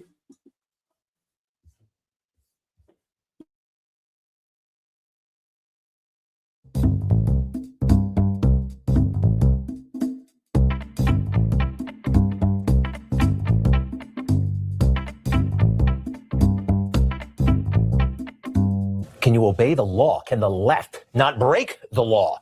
Can we get along? If they would just not break the law, and this is a very, very tall order. It's really crazy. They keep saying, but Renee had kids. Yeah, Charlie Kirk did too. And I watched people laugh, crack jokes, and hit them little laughing emojis like it was nothing. No prayers, no think of the family, none of that. So don't come to me now acting like you suddenly found a heart. Here's a truth that no one wants to say out loud, but I will. Having kids does not make you immune from consequences. It doesn't turn bad decisions into tragic misunderstandings. And it doesn't make you a get-out-of-jail-free card. If you're a parent, your number one job is to make it home. And sometimes the hardest part of being grown is admitting, hey, you shouldn't have been somewhere you weren't supposed to be. I'm not celebrating anybody's pain. I ain't dancing on it. I'm just not doing the fake sympathy when I know for a fact you wouldn't give the same grace to people you hate, someone like me. So miss me with the lectures, and if you want compassion, keep it consistent. If you want accountability, I'm right here. Shame! Shame! Do you have a job? Do you have a job? Man, that was cold right there. I don't think they heard you, player, so I'm gonna have to rewind that. I don't think they heard you when you was trying to tell them something. So let's rewind that. And it's all about who we like, just like the brother said, because if it was somebody that they didn't like, that didn't have compassion for, they would be telling the truth.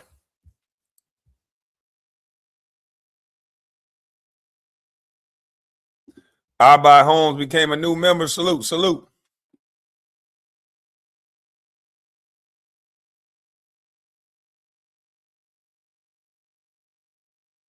Really crazy. They keep saying, but Renee had kids. Yeah, Charlie Kirk did too. And I watched people laugh, crack jokes, and hit them little laughing emojis like it was nothing. No prayers, no think of the family, none of that. So don't come to me now acting like you suddenly found a heart. Here's a truth that no one wants to say out loud, but I will. Having kids does not make you immune from consequences. It doesn't turn bad decisions into tragic misunderstandings. And it doesn't make you a get-out-of-jail-free card. If you're a parent, your number one job is to make it home. And sometimes the hardest part of being grown is admitting, hey, you shouldn't have been somewhere you weren't supposed to be. I'm not celebrating anybody's pain. I ain't dancing on it. I'm just not doing the fake sympathy when I know for a fact you wouldn't give the same grace to people you hate, someone like me. So miss me with the lectures, and if you want compassion, keep it consistent. If you want accountability, I'm right here. Shame! Shame! Do you have a job? Do you have a job? Shame! Shame! I'm getting paid right now! Shame! Shame! I'm getting paid right now! Hold up. Wait a minute. Something ain't right. And as we learn more about Do you have a job? I'm getting paid right now. Renee Nicole Good, who was shot and killed by this ICE agent, DHS sources telling Fox she was a Minneapolis-based immigration activist, part of the ICE watch effort across the city. So basically what sources are telling me is this group is organized to monitor, track, interfere, and oppose ongoing federal immigration enforcement operations. They all tell each other where to meet up. They share the locations, etc. And they say, according to this investigation, before the shooting, Renee Nicole Good had followed the agents around to other locations. And then, as we saw in the video, used her car to block the roadway. Back out here live, I think this could be maybe one of the big parts of this investigation. The feds are now looking into these ICE watch groups, not just here in Minnesota, but across the country, because they're not just, quote, legal observers, these people. They're blocking ongoing operations. They're jumping on cars, and there's just a lot of chaos happening in Minnesota. So we'll see what happens for the Day of Unity, I guess. Right, Alexa, so we know for sure this isn't just a poet who was driving away in a traffic stop. We know she was an activist, right? We know she was part of a formal group that had training to do just this. That's right. And that's what the feds believe is going on at other locations. You know, now that this happened too, Brian, in this neighborhood here in Minnesota, they don't believe these ICE watch groups are just going to pack up their bags and go home. They're revved up. They're ready for the weekend. We know more protests are coming. And then there's still ongoing ICE operations. I think they think they're going to run the feds. So they're training these people to do this, thinking that they're going to run the feds out of their city. Wow. What a dumb plan. Out of town. President Trump says we're not going anywhere. We support the men and women of ICE. And once they see more people getting arrested here during these lawful operations, they're going to, freak out again. All right. Thank you so much, Alexis. Yeah, she was an ICE watch warrior who trained to resist the feds before the shooting, part of a group of activists who worked to document and resist the federal immigration crackdown. She moved to Minneapolis last year, and she linked up with this anti-ICE activist group through her 6-year-old son's woke charter school, apparently. The school boasts that it puts social justice first and involves students in political and social activism. You got to stop doing that. You got to stop doing that. Meanwhile, I'm Rochelle Bilal, sheriff for the city and county of Philadelphia. And I say her name, Renee Good. Renee Good. Renee Good. Renee Good. Renee Good. Renee Good. This should not have happened, but we're here today.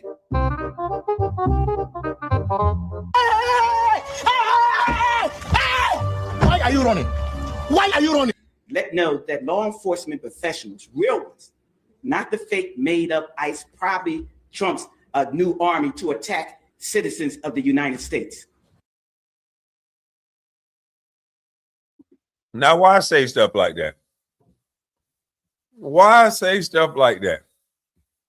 If you're trying to get the citizens to respect, if you're trying to get them to respect ICE, why are public officials saying things like that?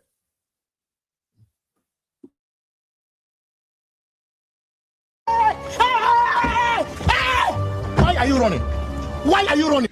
Let know that law enforcement professionals, real ones, not the fake made up ICE, probably trumps a new army to attack citizens of the United States. Right. Did you hear what I said? No law enforcement professional wears a mask.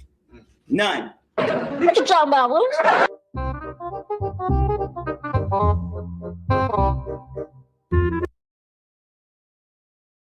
I was about to say, when they came and arrested my brother, they was wearing masks. That's crazy.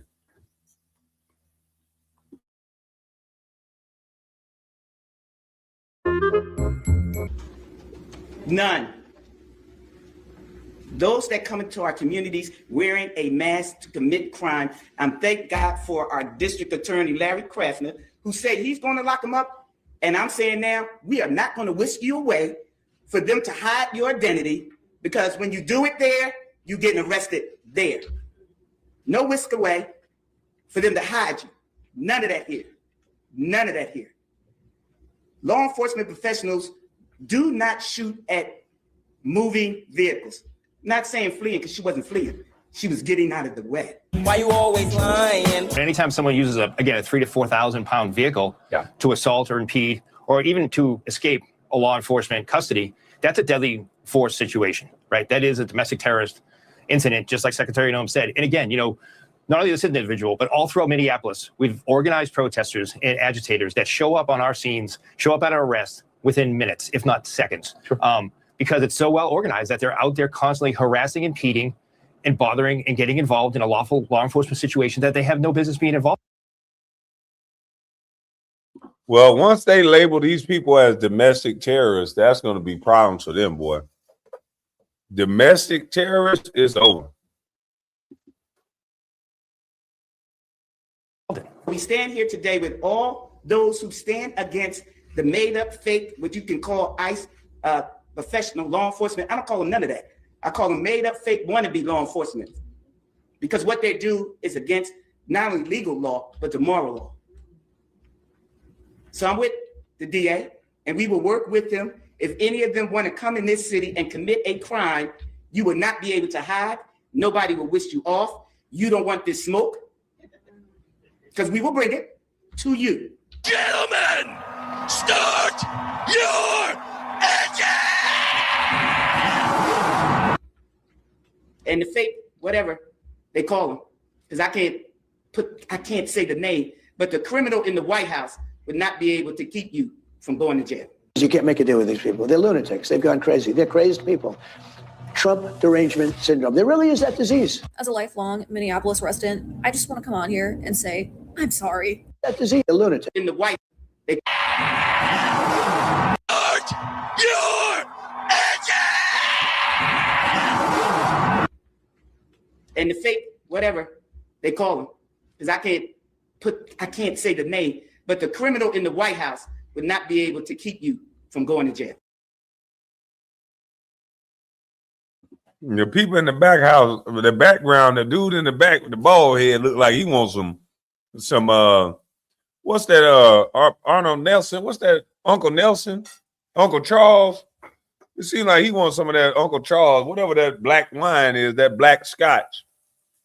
And that rabbi, he seemed like he looking for a little, nah, I ain't even gonna make that joke. Bad joke. Move on. You can't make a deal with these people. They're lunatics. They've gone crazy. They're crazed people.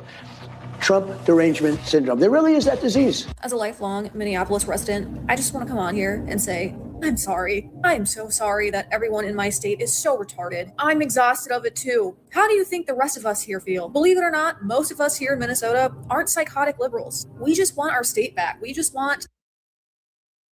That's what I was looking for. Uncle Nearest, not Uncle Elroy.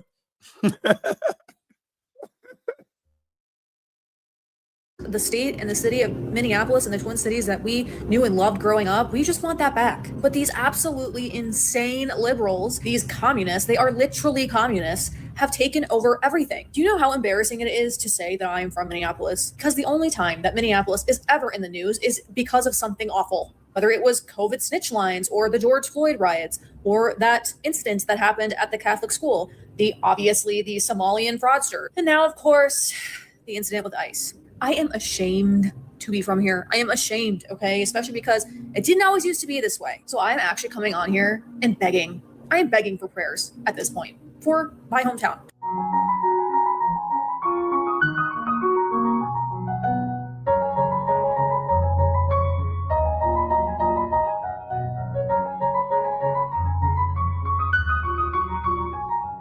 Don't forget to hit that like button, subscribe if you haven't already, ring that notification bell so you know every time I post a new video. If you like what I'm doing over here, you want to show a little extra love and support, be sure to check out our website, crownedthread.com. That's where you can grab all the awesome clothes you see me wearing in all of my videos. Like this one, it says, he conquered as the lamb, returns as the lion. You know, the Lion of Judah, that would be King Jesus. And these are all handmade by my beautiful wife. We got tons of different designs to choose from, Christian, conservative, sizes ranging from itty bitty extra small to big and hefty 5X for my folks that like to eat, bunch of different colors. It's all gooder than chicken to me. Of course, I'm biased though, but I'm sure we've got something that you look great rocking or that'll make an awesome gift for someone you love.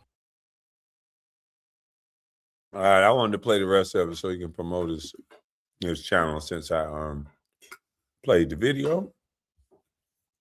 Let's see what old CNN got, because you know we got to keep it fair and balanced, so they gonna cry. Why don't you ever go watch CNN? Why don't you ever look at CNN? Now, let's see. Let's see what CNN got to say. Hold on, y'all.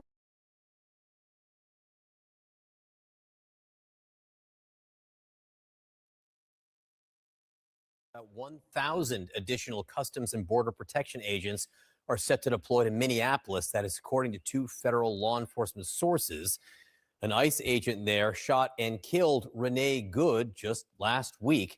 Let's get to CNN's Whitney Wild for the very latest on all this. In this additional deployment, Whitney, what are you learning?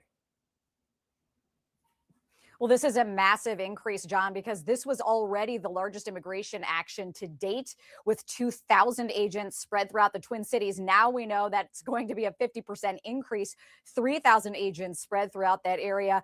This is according to two sources. According to CNN's Priscilla Alvarez, Customs and Border Protection Commander Gregory Bovino had already been on the ground. He is going to be part of this operation. He is a well-known figure. He led operations in Chicago, New Orleans, and Charlotte.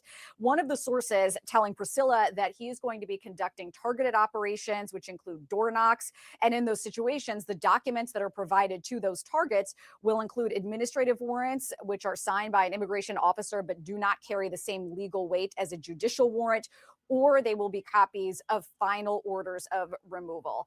John, as you mentioned, this all comes on the heels of an ICE officer shooting and killing Renee Nicole Good. Leaders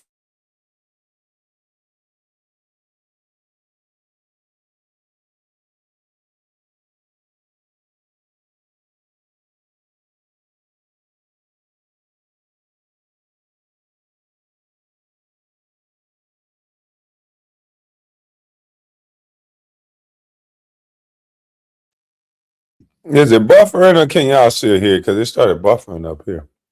Can y'all still hear it? Okay, it's back on the screen.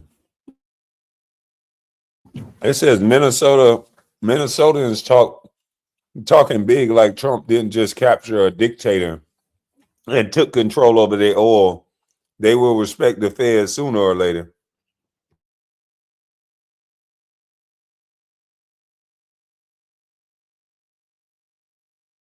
On Sunday, Minneapolis leaders say that could not be further from the truth. She posed no risk to that officer, that this was a completely unjustified shooting, and they are calling for more local involvement in a federal investigation, which at this point is being led exclusively by the FBI and the U.S. Attorney's Office in Minneapolis. New over the weekend, John, Democratic lawmakers attempted to enter an ICE facility. They were inside briefly before being escorted out. On Thursday of last week, DHS Secretary Kristi Noem had changed the policy about allowing unannounced visits by lawmakers, at saying that they need at least a week's notice. And John, the reason for that, she said, was that it's too difficult to move around the staffing that is required for an unannounced visit. Basically saying when you have these lawmakers who just show up, that means that they have to take agents off of other important tasks and instead escort them inside the This is what I'm confused about CNN. They can't never seem to find the videos of the people doing the things that they're not supposed to be doing. They always see the peaceful video. The videos where everybody's saying, hey, this is not peaceful. You know, these people are throwing things. These people are doing this. CNN can't never find a video. What's up, OG? OG Ken Dog? Grand Rising Kwame in the chat, just saying salute. A beautiful one said they are so fake. Yeah, they got them all in a line looking peaceful, just standing there holding the sign. They don't have none of the stuff where they blocking off the traffic, standing in front of the cars, outside the hotel, shouting and yelling. They don't have none of the other stuff. It's almost like they brainwashing folks into thinking, they was just doing the right thing. these buildings. So now saying no more unannounced visits. Instead, they want at least a week's notice, John. All right, so just some of the new developments there. Whitney, we know you're keeping your eye on it. Thank you very, very much. Kate? Let's talk about these new developments with someone who knows everything about them. Joining us right now is the former acting director of ICE, John Sandberg. It's great to see you again, John. So first on the hundreds of more officers that are now being sent into Minnesota to back up ICE agents while they continue operations. What do you think that will do to the situation? Okay, I think it has a real risk of inflaming the situation. We really need to de-escalate things in Minneapolis right now. The state and locals have indicated they do not want this extensive presence, right, of immigration enforcement agents in the city. This doesn't mean, so I think what I'd like to see is we reduce the visibility of the deployment here. This doesn't mean we have to say we're abandoning immigration enforcement. I think some people have tried to characterize it as either you have these mass deployments where you have no immigration enforcement at all. We know that's not true. ICE has arrested millions of people since its inception without these images that we're seeing now. But by doubling down and redeploying, we're sending the opposite message that we do not care what the state and locals think. It's going to trigger more, and it's also just going to inflame the passions of these protesters. And Kate, very quickly, what also concerns me is newsflash, they do not care what you feel. They do not care what you think. You guys allowed $9 billion in fraud. So Trump and the DOJ, everybody probably think you're complicit in it. You can't steal $9 billion without some top figures knowing what's going on. So no one cares what you guys think. And you better start getting your citizens to understand that the feds don't care, or you're going to get some people hurt. Because ICE is not there to play with you. You got these citizens thinking that they can tell the federal government what to do. And you better have a different conversation with them, because they're there, like it or not. And Trump ain't asking, buddy. where we're getting these agents from. These are Border Patrol agents, primarily. That they're just not trained or experienced in doing operations in these urban environments. They're trained for the border itself. So the nature and the experience level of these officers themselves, that concerns me as well. Well, it's really an interesting, important point. What do you think of the change in policy John was just talking about with Whitney Wild that the Homeland Security Secretary just put in place? No more unannounced visits. They cannot accommodate unannounced visits by lawmakers to ICE facilities. They now need a week's notice, saying that they just can't accommodate it. Does that make sense to you? Okay, listen, it's disruptive when a member of Congress drops in on a facility. I appreciate and understand that. But I think what this goes back to a larger point, which is the administration, especially at DHS and within ICE, has really eliminated a lot of that accountability and oversight of the agency. They've diminished the funding of the, and basically effectively neutralized the internal detention ombudsman at ICE. They've eliminated or completely, cut back on the Civil Rights and Civil Liberties Office. And there's obviously been across the federal government restrictions on inspectors generals. When you're at an agency like this, all of those means of oversight really do help ensure that you're trying to do, try to do things the right way. And so while unannounced congressional visits, and that is something that Congress themselves put into appropriations bills demanding that right, while they are frustrating, while they can be inconvenient, the point is that they are unannounced, that congressmen can drop in at any time and see exactly what is going on inside a detention facility and make determinations about whether or not, ICE is doing its absolute best to provide for the care and custody of the detainees. So I appreciate and understand the department's position. That said, I do think these kind of things are just helpful in keeping everybody, held accountable. Yeah, and especially when you've got the local, the state investigative agencies saying they've been boxed out in the investigation into what happened with the fatal shooting of Renee Good. The FBI saying they didn't really kind of trust that this joint investigation could be conducted. There's a lot of distrust and a lot of question of what can be trusted. To that point, I wanted to ask you, the Homeland Security Secretary, Kristi Noem, was on CNN yesterday with Jake Tapper, and during the conversation, she said that the officer's life in that encounter was threatened and warranted a lethal response, but then said essentially it's apples to oranges when comparing alleged violence against an officer in Minnesota to the convicted violence against officers that happened during January 6th. Here's just a piece of the back and forth with Jake. Every single one of these investigations comes in the full context of the situation on the ground. And that's one thing that President Trump has been so focused on, is making sure that when we're out there, we don't pick and choose which situations are and which laws are enforced and which ones aren't. I just showed you video of people attacking law enforcement officers. Undisputed proof, undisputed evidence. And I just said President Trump pardoned all of them. And you said that President Trump is enforcing all the laws equally. It's just not true. There's a different standard for law enforcement officials being attacked if they're being attacked by Trump supporters. John, what do you see here? What do you think of her reaction? Kate, I think we're having a growing credibility gap at ICE and DHS, right? We're sitting here, it just begins even with who we're arresting. The administration repeatedly says we're arresting only the worst of the worst. The data suggests strongly differently. Here we have, before the facts are in, we've made rushed conclusions that this was a proper shooting, everything was followed, despite every available protocol. How about we arrest them all? Let's take back the worst of the worst to now we want them all. How about that? They all broke the law. We want them all. All this wordplay to keep illegal people free. I don't get this. America's supposed to be law and order first. Whatever happened to that? When you got white folks disagreeing on law and order, something ain't right. Saying you wait for an investigation to be completed.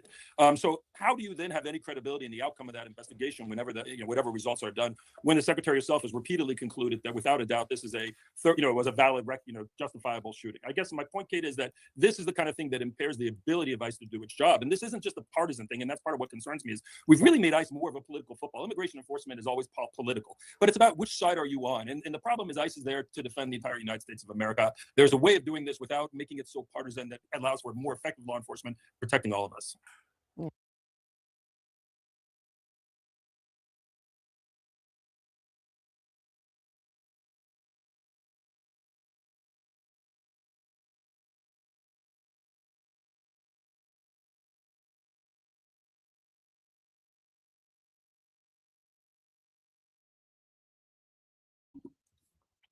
That's the problem, is that these people put themselves in the way of the issue. But one more from CNN. So people can't say Kwame just brainwashed. He only listen to one side. No. Justice Department has opened a criminal investigation into the Federal Reserve and its chairman, Jerome Powell. It's over the Fed's $2.5 billion renovation of its Washington, D.C. HQ. A Justice Department spokesperson wouldn't comment specifically on the investigation, but they told CNN the Attorney General wants to, quote, prioritize investigating any abuse of taxpayer dollars. Powell testified before Congress in June, saying the renovation involved various agencies and that the costs had changed over time. He says this investigation is just the latest pressure tactic in an ongoing struggle with the White House. On Friday, the Department of Justice served the Federal Reserve with grand jury subpoenas, threatening a criminal indictment related to my testimony before the Senate Banking Committee last June. That testimony concerned, in part, a multi-year project to renovate historic Federal Reserve office buildings. I have deep respect for the rule of law and for accountability in our democracy. No one, certainly not the chair of the Federal Reserve, is above the law. But this unprecedented action should be seen in the broader context of the administration's threats and ongoing pressure. This new threat is not about my testimony last June or about the renovation of the Federal Reserve buildings. It is not about Congress's oversight role. The Fed, through testimony and other public disclosures, made every effort to keep Congress informed about the renovation project. Those are pretexts. The threat of criminal charges is a consequence of the Federal Reserve setting interest rates based on our best assessment of what will serve the public, rather than following the preferences of the president. This is about whether the Fed will be able to continue to set interest rates based on evidence and economic conditions, or whether instead monetary policy will be directed by political pressure or intimidation. I have served at the Federal Reserve under 4 administrations, Republicans and Democrats alike. In every case, I have carried out my duties without political fear or favor, focused solely on our mandate of price stability and maximum employment. Public service sometimes requires standing firm in the face of threats. I will continue to do the job the Senate confirmed me to do, with integrity and a commitment to serving the American people. Thank you. We're thinking about bringing a gross incompetence, what's called gross incompetence lawsuit. It's gross incompetence against Powell. I'd love to fire him, but we're so close, maybe it. Melanie Scott, a member for 45 months. Good morning, KB in the chat. Salute, Miss Melanie Scott. Trump say he gross incompetent. Dang. Trump be hurting these people's feelings, boy. Thank you. We're thinking about bringing a gross incompetence, what's called gross incompetence lawsuit. It's gross incompetence against Powell. I'd love to fire him, but we're so close, maybe it. But maybe I still might. So weeks ago, the president was threatening to sue the Federal Reserve Chairman Jerome Powell for gross incompetence. Now it seems the Justice Department is going further than that. Federal prosecutors opened a criminal probe into the Federal Reserve Chairman over the $2.5 billion renovation project at the Fed headquarters building in D.C., a project that the president actually toured with Powell back in July. Now, in a taped statement on Sunday, the chairman says this probe has nothing to do with a building. Group chat is back. Gotta say, the markets did not love this. When we look at the Wall Street Journal, they noted pretty quickly that Dow futures fell. And also there was a fleeing to parts of the market like bonds and things like that. The things that show we believe in the U.S., people said, we're out of here. I want to talk about the perception of this, because now this is a war of words. Yeah, so the Wall Street reaction is because they want consistency. And anytime you're threatening to fire the Fed chair, potentially bring in, the rumor would be Kevin Hassett, who's President Trump's economic advisor, who clearly would be setting a policy based off of his relationship with Donald Trump. That's going to worry big business because they can't necessarily do forecasts. They can't anticipate sales unless they have a clear understanding of where the interest rates are headed. The other thing I'd say that's sort of rattling a lot of Wall Street right now is the housing market. So much of what the Fed does in setting interest rates impacts housing availability, labor. And so this shakeup is going to have a huge ripple effect until we know what's happening. And just to give folks some deadlines here, Jay Powell's term ends in May, but his directorship ends in 2028. Mm-hmm. So this is, even if he were to cut his term early as the Fed chair, you'd still have to figure out to what extent he'd be willing to stay on for the next 3 years. Yeah, and you're raising the same question Reid Hoffman did, CEO, saying, question to all those who said Trump would be better for the economy is attacking the Fed's independence, what you had in mind. This was also unusual in that Powell spoke up.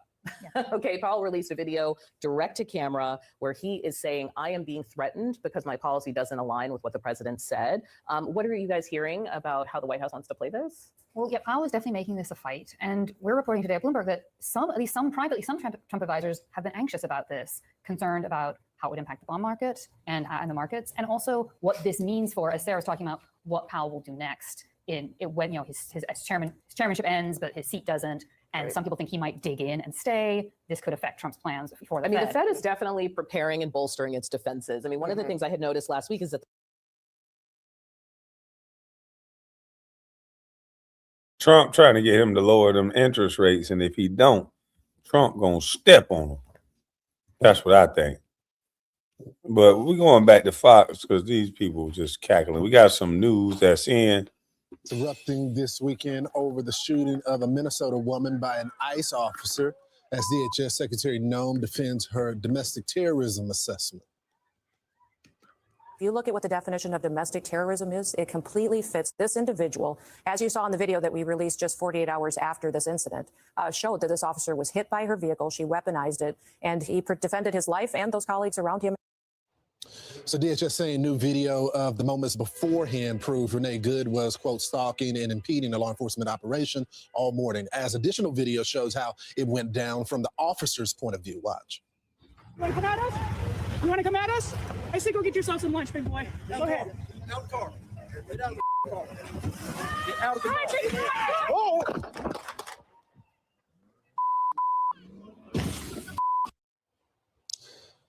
Fox News legal analyst Greg Jared joins us now. So, Greg, weigh in here. I saw on the Sunday shows, they really took this on about the Secretary of Homeland Security's words and that, quote, domestic terrorism.